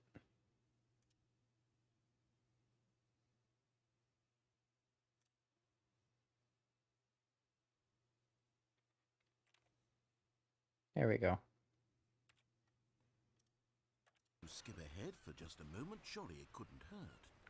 Not if it means we can strike these negative reviews from the record. That's exactly what it is. Positive reviews of the Stanley Parable. That's my motto today, and it's always been my motto. I'd do anything for the customer, Stanley. Yes, a skip button we shall have. And here it is. Go ahead and give it a shot. I'll pop you forward in time so that the second my incessant droning starts to bore you, with just the push of a button, you'll have zipped right past it. It's what the players have been asking for, and I'm very proud to have delivered. No more listening to me rambling on and on and on. No, no, no, no. The Stanley Parable is a game for the people, and if the people want silence, then by goodness, that's what they're going to get. Well, don't sit around waiting for me to shut up. Go ahead and make me shut up. Here, we'll pretend that I've just begun an interminable... Oh, you're back, you see. You were only frozen in time for a few minutes, but it was plenty of time for me to deliver a long, rambling monologue full of unnecessary verbal flourishes and lengthy ruminations on the nature of choice in video games. Of course, I happen to believe it was perhaps one of my more profound such ruminations. Not that, of course, you need a description of it, but if I had to describe it, I'd say it was perhaps less of a rumination and more of a treatise. Well there, sport. You really did catch me rambling on a bit, didn't you? But that's the power of the button. The minute I start to go off on a thoughtless display of self-absorption, it's right at your fingertips to go... Okay, welcome back, Stanley. Now, I should say that the amount of time the button has been skipping through is becoming longer and longer. That last one was, well, I want to say maybe 30, 45 minutes? It's not unendurable by any means, but it's, well, there's really only so much I can ramble on to. All right, see you, Britt. I know, it's shocking, isn't it? But at any rate, I do suggest that we not press the button again. I think the skip button has been aptly demonstrated, and we can say goodbye to it and just... Wait, how do we get out of here? Where did the door go? Wasn't there a door that led into this room? I do feel quite certain that there was one here before. How else would we have gotten into the room in the first place? I don't think one can enter a room without a door of some sort, or a window or something like that. Do you see a window anywhere? A porthole? A sufficiently large crack in the wall? I'll take any of these. All I want is for us to move on and to please step away from the skip button to go anywhere other. Stanley! Stanley, please don't push the button again. It's been 12 hours. You've just been frozen there. I don't know why the skips are getting longer, but they're really, truly getting longer, and my God, there's no way out of the room. Stanley, the door is gone. It's completely gone. I've looked at it from every angle. I've checked every one of those walls 1,000 times, and there's no door, Stanley. There's no door. There's just you and the button, and if you keep pressing it, I have no idea what will happen. I have no... Oh, Stanley, you're back. You're back. Oh, my goodness. I have someone to talk to again. Stanley, I think it's been a week. Or 2 weeks. I've been sitting here all that time. Just sitting here. Not a single person to speak with. And you'd think that that's just how it's always been, right? Me talking, and you saying nothing. Would you think that it's exactly the same as always? Doesn't that feel like what we've already been doing? Me just talking? But it isn't, Stanley. It isn't the same at all. It isn't even close. Because I know you can't hear me once you push that button. That's what I'm realizing now, Stanley. I'm realizing that I needed to know that someone was listening. I needed there to be a vessel through which my words were... Oh, hello, it's you. You're here again. Welcome. I have had time to think about you and about us and about everything we've been through. I've had so much time, I stopped keeping track after a year. Have you ever sat down in one place and not moved for one entire year? Let me describe it for you. To begin with, there is only regret.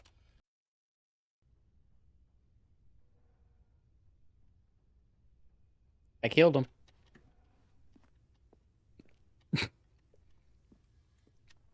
He did.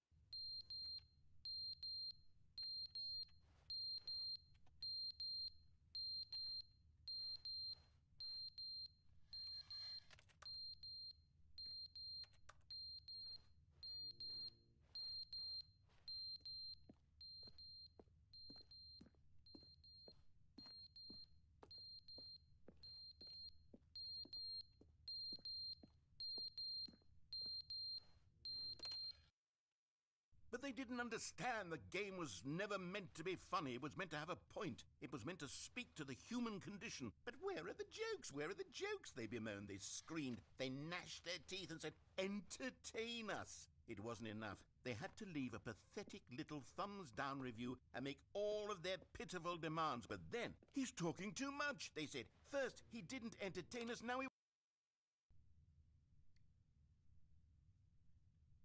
I don't know what to do anymore. Do I just keep pressing the button? I mean, surely decades are passing now every time I push the button.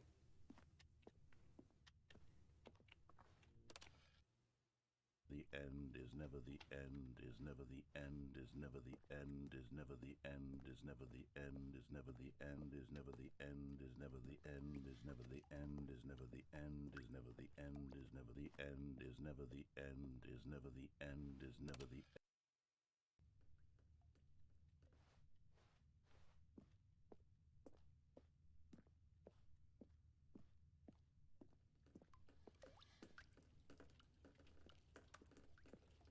Hmm.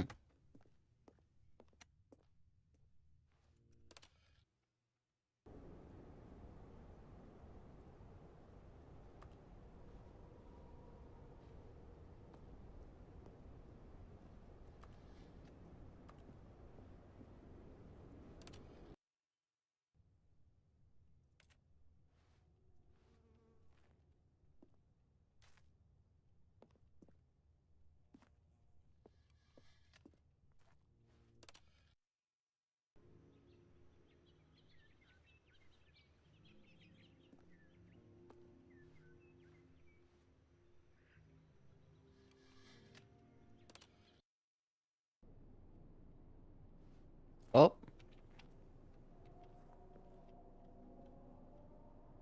Did the Combine attack? Is that why all life on Earth is gone now?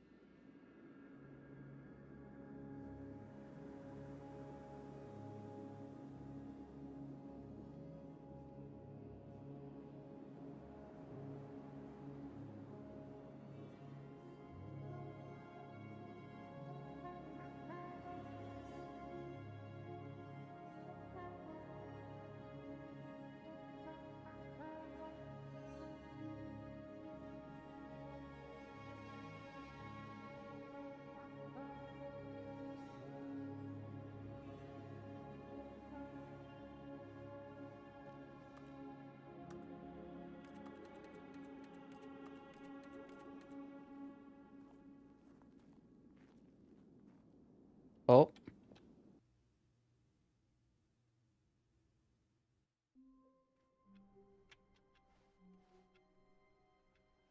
All of his co-workers were gone. What could it mean?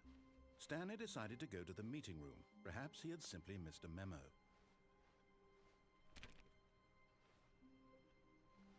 Hmm.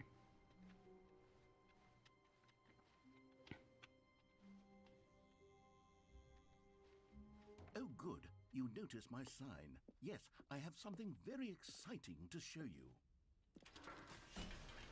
I'm gonna do this one more time and then I'm gonna end the stream. My eyes are just getting kind of sore.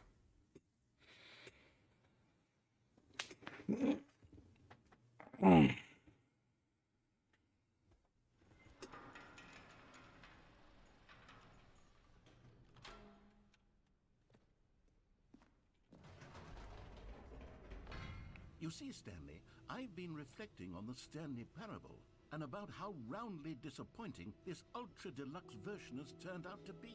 The original Stanley Parable was a landmark, and any new content for it should live up to that legacy. So forget this ultra deluxe nonsense. I say we take it one step even further. Which is why I'm very proud to announce for the first time ever, the Stanley Parable 2.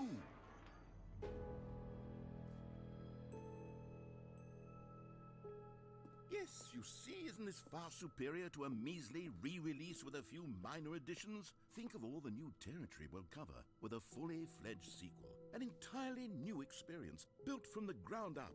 Why, there are so many possibilities. It could go in so many different directions. This is what fans have truly been asking for.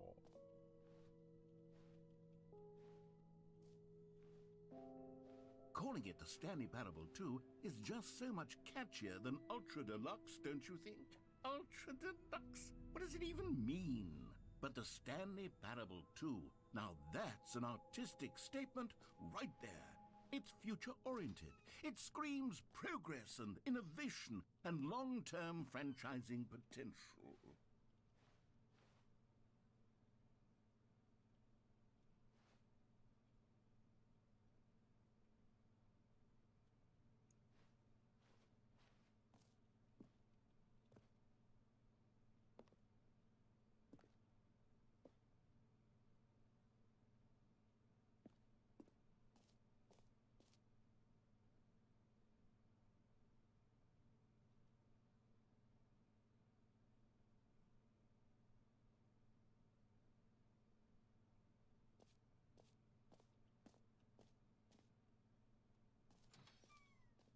Now, to be clear, I haven't quite nailed down what exactly the Stanley Parable 2 is going to be, but let's take a look at some of the features I've been developing for it.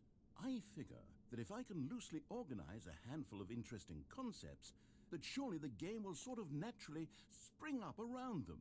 It'll all work itself out. Game development is much more of a fuzzy magic than anything scientific or logical, really.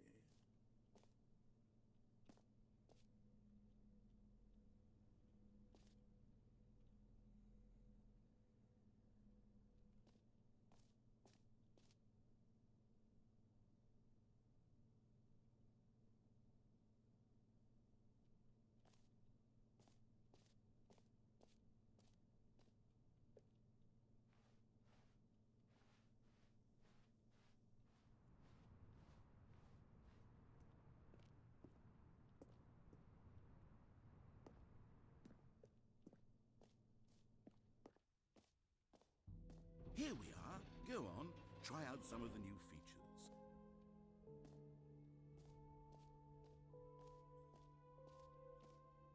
The reassurance bucket?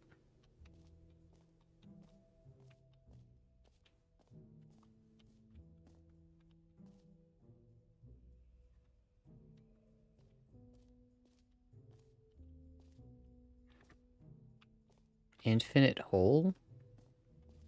Surely it can't be infinite.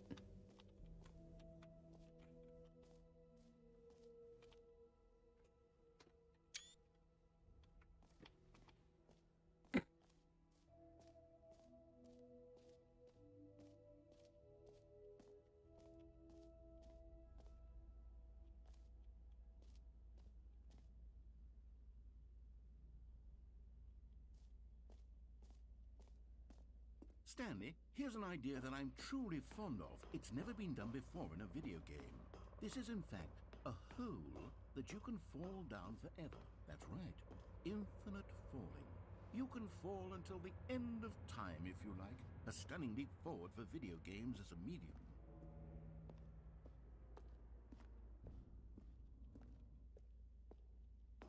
Well, I don't see why not.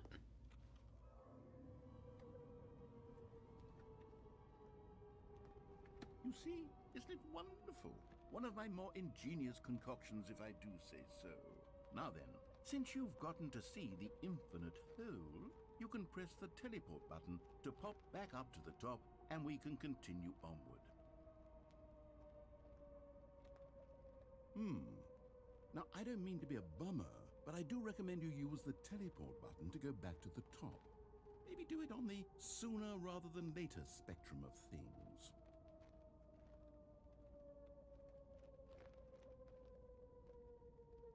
Okay, Stanley, I don't know quite how to say this tactfully, but it's possible that I slightly exaggerated the infinite nature of the hole.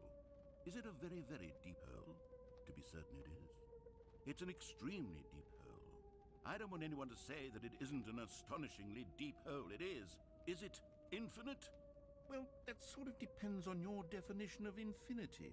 From one perspective, the infinite is merely philosophical in nature. It's more of a... Okay, well, good for you. You found the bottom of the hole. You found me out, Stanley.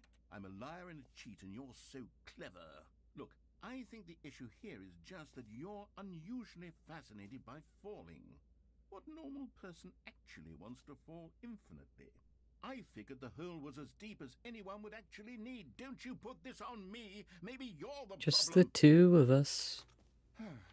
Look, things got a little heated there. I think we both said some things we didn't mean. Why don't we just put all this behind us and agree to just call the hole mostly infinite? If that works for you, then go ahead and press the teleport button to warp up to the top of the hole and we can move on. I'll just be up here when you're ready. Great. Now, I'm very excited to show you even more of my ideas for the sequel.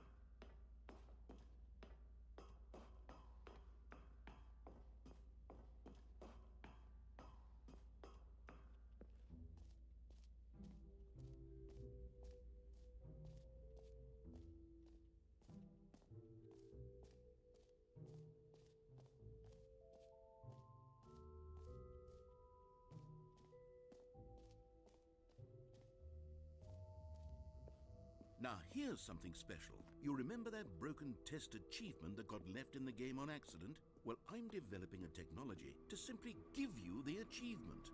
Yes, you see, you'll come... Okay, perhaps I should have clarified. This is technology that will exist. Right now, the achievement is still fully broken. I'm not a wizard, Stanley, but I guarantee it will be fixed in the sequel to at last satisfy the hordes of ravenous fans all over the world who have been uproariously demanding this feature. Gamers, we hear you, and I promise it will happen.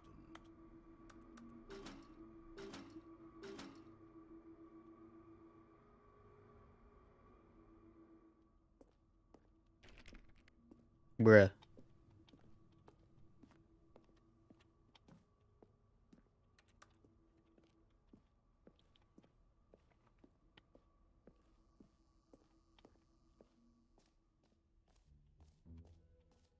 What else? What other exhibits haven't we seen yet? You know what? Let's bring the jump circle back for Stanley Parable 2 as well. It's a... Oh, wait. You already spent all your jumps the first time we saw the jump circle? Oh well. I suppose it can just be a nice decorative piece then.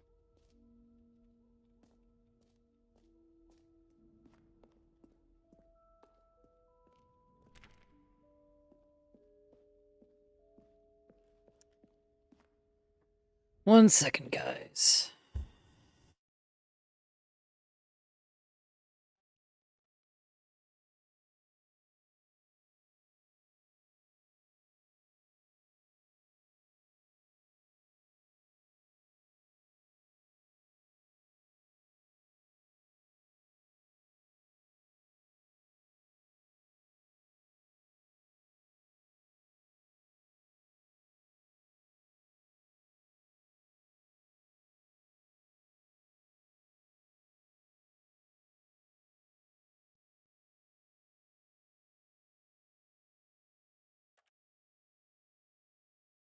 Alright, I gotta wrap this up real quick.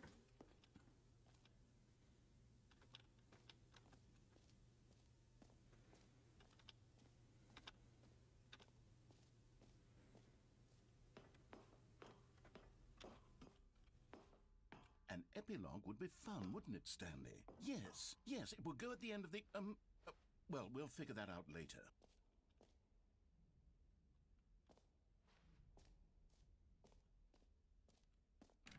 For the Stanley Parable 2, I asked myself, what do players really want? And of course, the first and most obvious answer is that they want to be individually recognized and validated as people.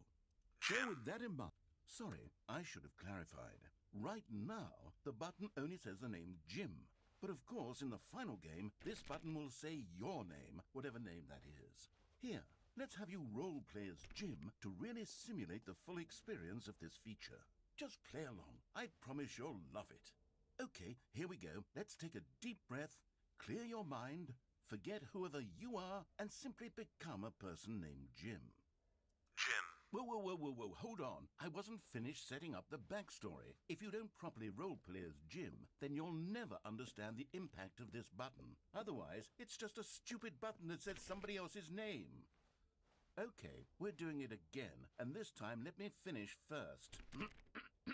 Now, allow yourself to become Jim. Imagine yourself driving to work as Jim, playing frisbee on the weekends as Jim, staying up all night for a popcorn and horror movie sleepover as Jim, developing a crippling substance addiction as Jim.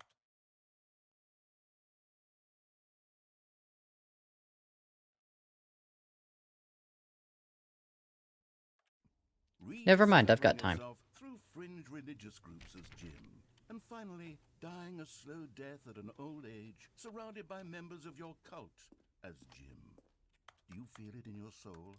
Are you really, truly Jim right now? If so, then please step forward and press the button. Jim. Yes! You see? What a thrill! What a rush! That was you! The button described you. Do it again. Do it again.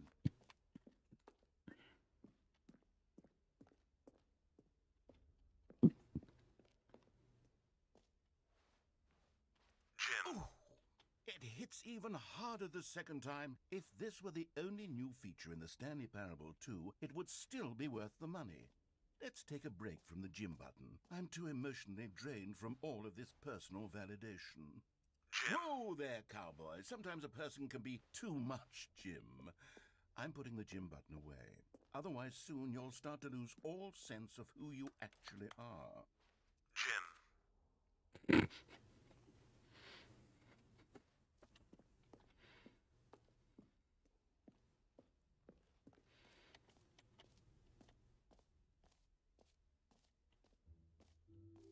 I suppose I could allow only people named Jim to play the Stanley Parable 2. That would actually save me the work of finishing this feature.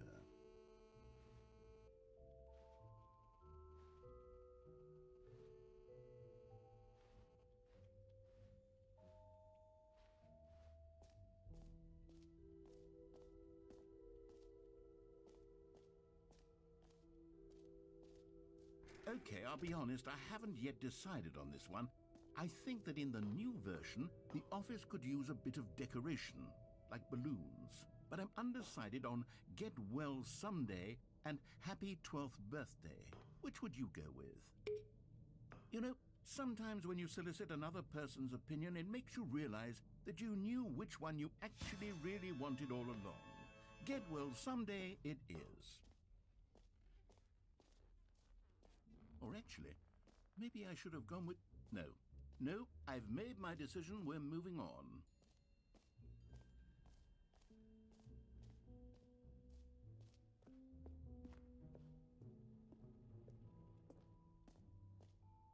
Ah, collectibles. Now it's a real video game. In the Stanley Parable 2, you'll run around gathering up these miniature Stanley figurines. And what's truly innovative is that there will be no reward for collecting all of them. I don't want to stifle the intrinsic joy of watching a number go up. You simply collect all of them, and then you move the hell on with your unremarkable life.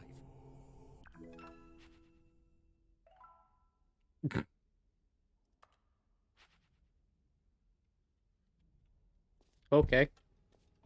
That works. God, it really is the worst when you collect everything in a video game, and then they give you a big fancy reward for it. Absolutely tragic. That's the exit. I don't want to go there yet.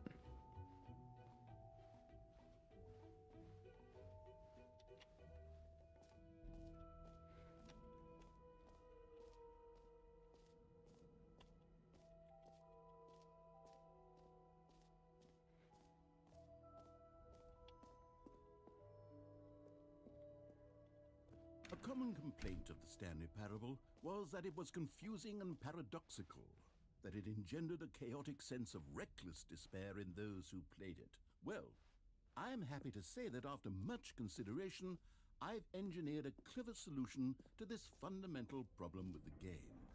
It's the Stanley Parable Reassurance Bucket. You see, Stanley, anytime you're holding the bucket, a sense of calm and ease will fill your mind and your heart. It's true. true. As long as you hold on to the bucket, the many disorienting contradictions of the Stanley Parable will feel perfectly normal and perhaps even comforting. You may even come to long for the gentle embrace of jarring cognitive dissonance while the bucket is in your arms. And to be honest, it's a much more convenient solution for me than actually redesigning the game to be less uncomfortable. Can you imagine what a pain in the ass that would be? Yes, the bucket is the perfect solution. Come on, give it a try.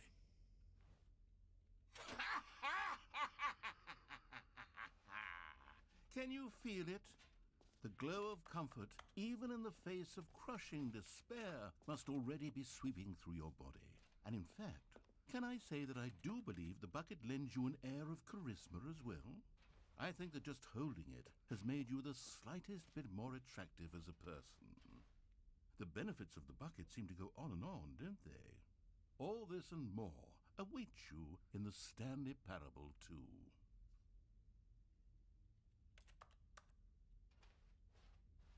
I guess I keep the bucket. Okay.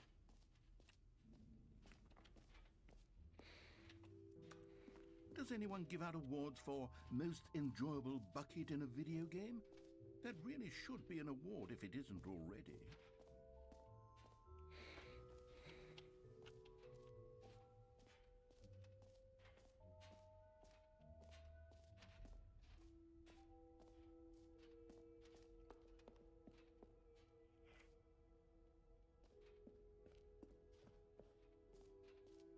I guess we've done everything. Exit time.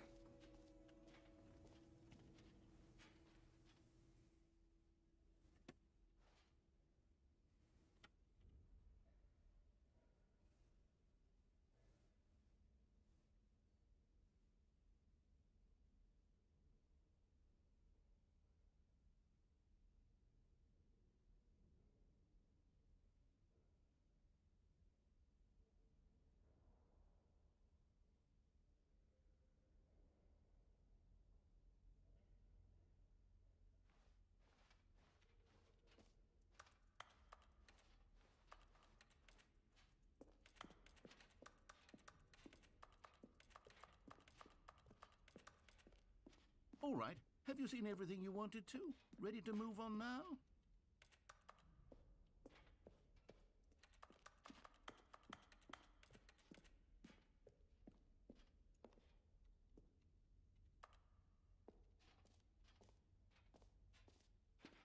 So, Stanley, what do you think? Do you like all of the new features? Yes, I know it's not exactly clear yet how exactly these features will come together as one single coherent video game, but I can feel it in my soul. It's going to work. There's definitely a good game in there somewhere. Say, let's do an experiment. I'll arrange these new features together, and we'll see whether or not it coheres into a meaningful gameplay experience. Okay, are you ready? Here it is. I give you the Stanley Parable 2.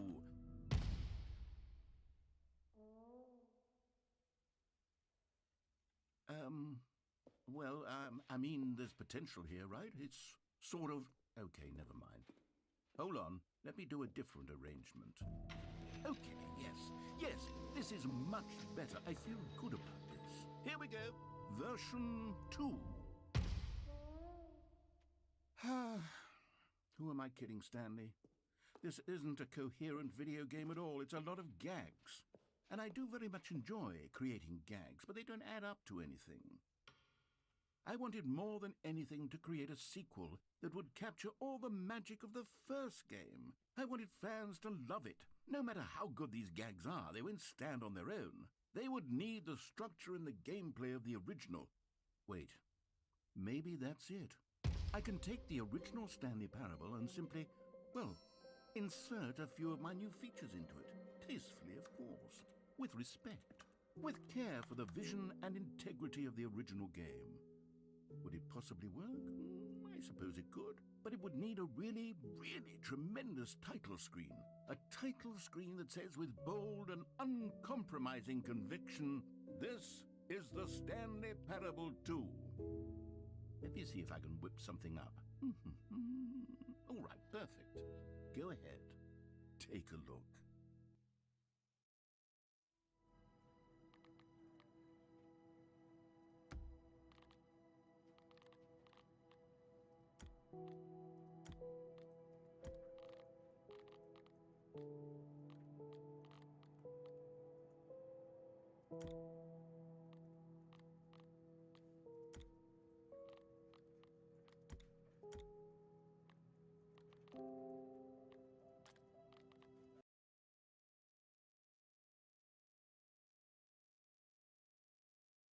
This is the story of a man named Stanley. Stanley worked for a company in a big building where he was employee number 427. Employee number 427's job was simple. He sat at his desk in room 427 and he pushed buttons on a keyboard. Orders came to him through a monitor on his desk, telling him what buttons to push, how long to push them, and in what order. This is what employee 427 did every day of every month of every year. And although others might have considered it soul-rending, Stanley relished every moment that the orders came in, as though he had been made exactly for this job. And Stanley was happy. And then one day, something very peculiar happened. Something that would forever change Stanley. Something he would never quite forget. He had been at his desk for nearly an hour when he realized that not one single order had arrived on the monitor for him to follow. No one had showed up to give him instructions, call a meeting, or even say hi. Never in all his years at the company had this happened, this complete isolation. Something was very clearly wrong. Shocked, frozen solid, Stanley found himself unable to move for the longest time. But as he came to his wits and regained his senses, he got up from his desk and stepped out of his office. All of his co-workers were gone. What could it mean? Stanley decided to go to the meeting room. Perhaps he had simply missed a memo. Stanley picked up the bucket.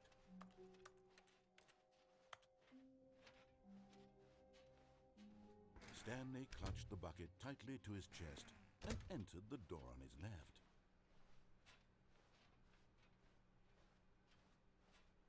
Still no one was here. Stanley needed the bucket's warmth and comfort now more than ever. Perhaps his boss's office was coming to a staircase. Stanley and the bucket walked upstairs to the boss's office.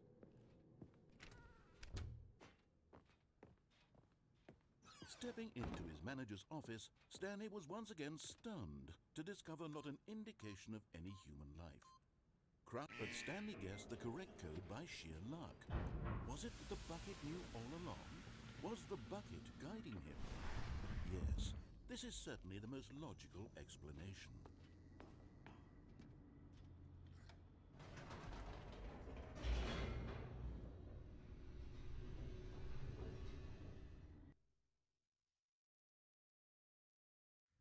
The elevator raced downward, plummeting towards an unknown fate. It would be all Stanley could do to keep himself together, if not for the bucket. Soothing him, comforting him, reassuring that in this darkest moment of uncertainty, he would be all right. The bucket is here for you, Stanley. Everything will be fine. Stanley and the bucket walked straight ahead through the large door that read, Mind Control Facility.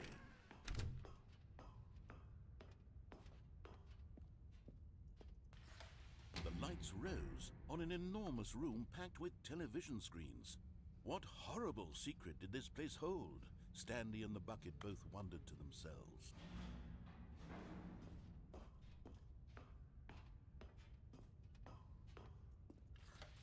The monitors jumped to life, and Stanley nearly dropped the bucket in shock. Everyone in the office was being videotaped, monitored like guinea pigs. The bucket had never seen anything like this, and it very nearly burst into tears as Stanley cradled it gently, reassuring it that everything would be fine.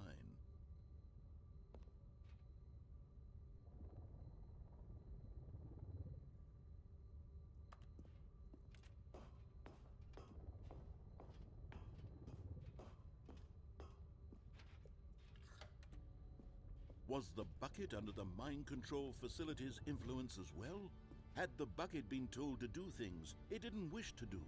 What kinds of things does a bucket want to do or not want to do in the first place? These questions raced furiously in Stanley's feeble mind. No! He screamed into the bucket. He couldn't accept it. His own life in someone else's control, never! He squeezed the bucket tighter, his one friend in the entire world. At this point, he could trust no one except for the bucket. But here was the proof. The heart of the operation. Controls labeled with emotions, happy or sad or content. Walking, eating, working, all of it monitored and commanded from this very place. And as the cold reality of his past began to sink in, Stanley decided that this machinery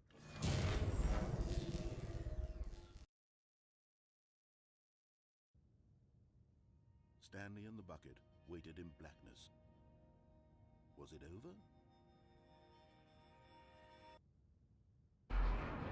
Yes, they had done it. Stanley and the bucket had defeated their greatest and darkest enemy, freed themselves from the tyrannical grip of the evil mind control machine. Freedom was now mere moments away. Excitedly, the two of them began to discuss the kind of life they wanted to live once they stepped through this massive door. The bucket wanted to learn to roller skate.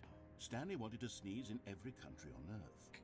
Both of them wanted to begin watching a movie, any movie, but then stop it halfway through and begin watching it in reverse from the end. True, it was a simple life they envisioned, but it was one they'd lived together, with one another to lean on, to trust, to support, and to... What? Wait. What was happening? Why had the door stopped? Was Stanley and the bucket not about to be freed? An unbearable silence filled the room, lingering in uncertainty, until finally the truth hit Stanley square in the face. This building did not want the bucket to leave. Even the facility itself recognized the incredible calming presence of the bucket, needed the soothing warmth of the bucket, would go to any lengths not to part with the bucket. No, no, no. Stanley can't leave this place. Not while he has such a precious bucket in his arms. Not while this building has anything to say about it.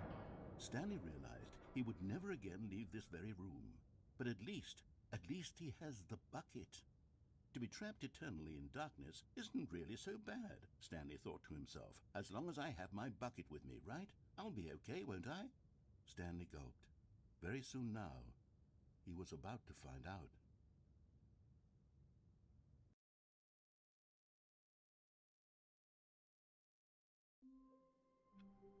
Alright, yep, that's enough for me. Thank you guys for coming out. Is anybody streaming right now that I can raid?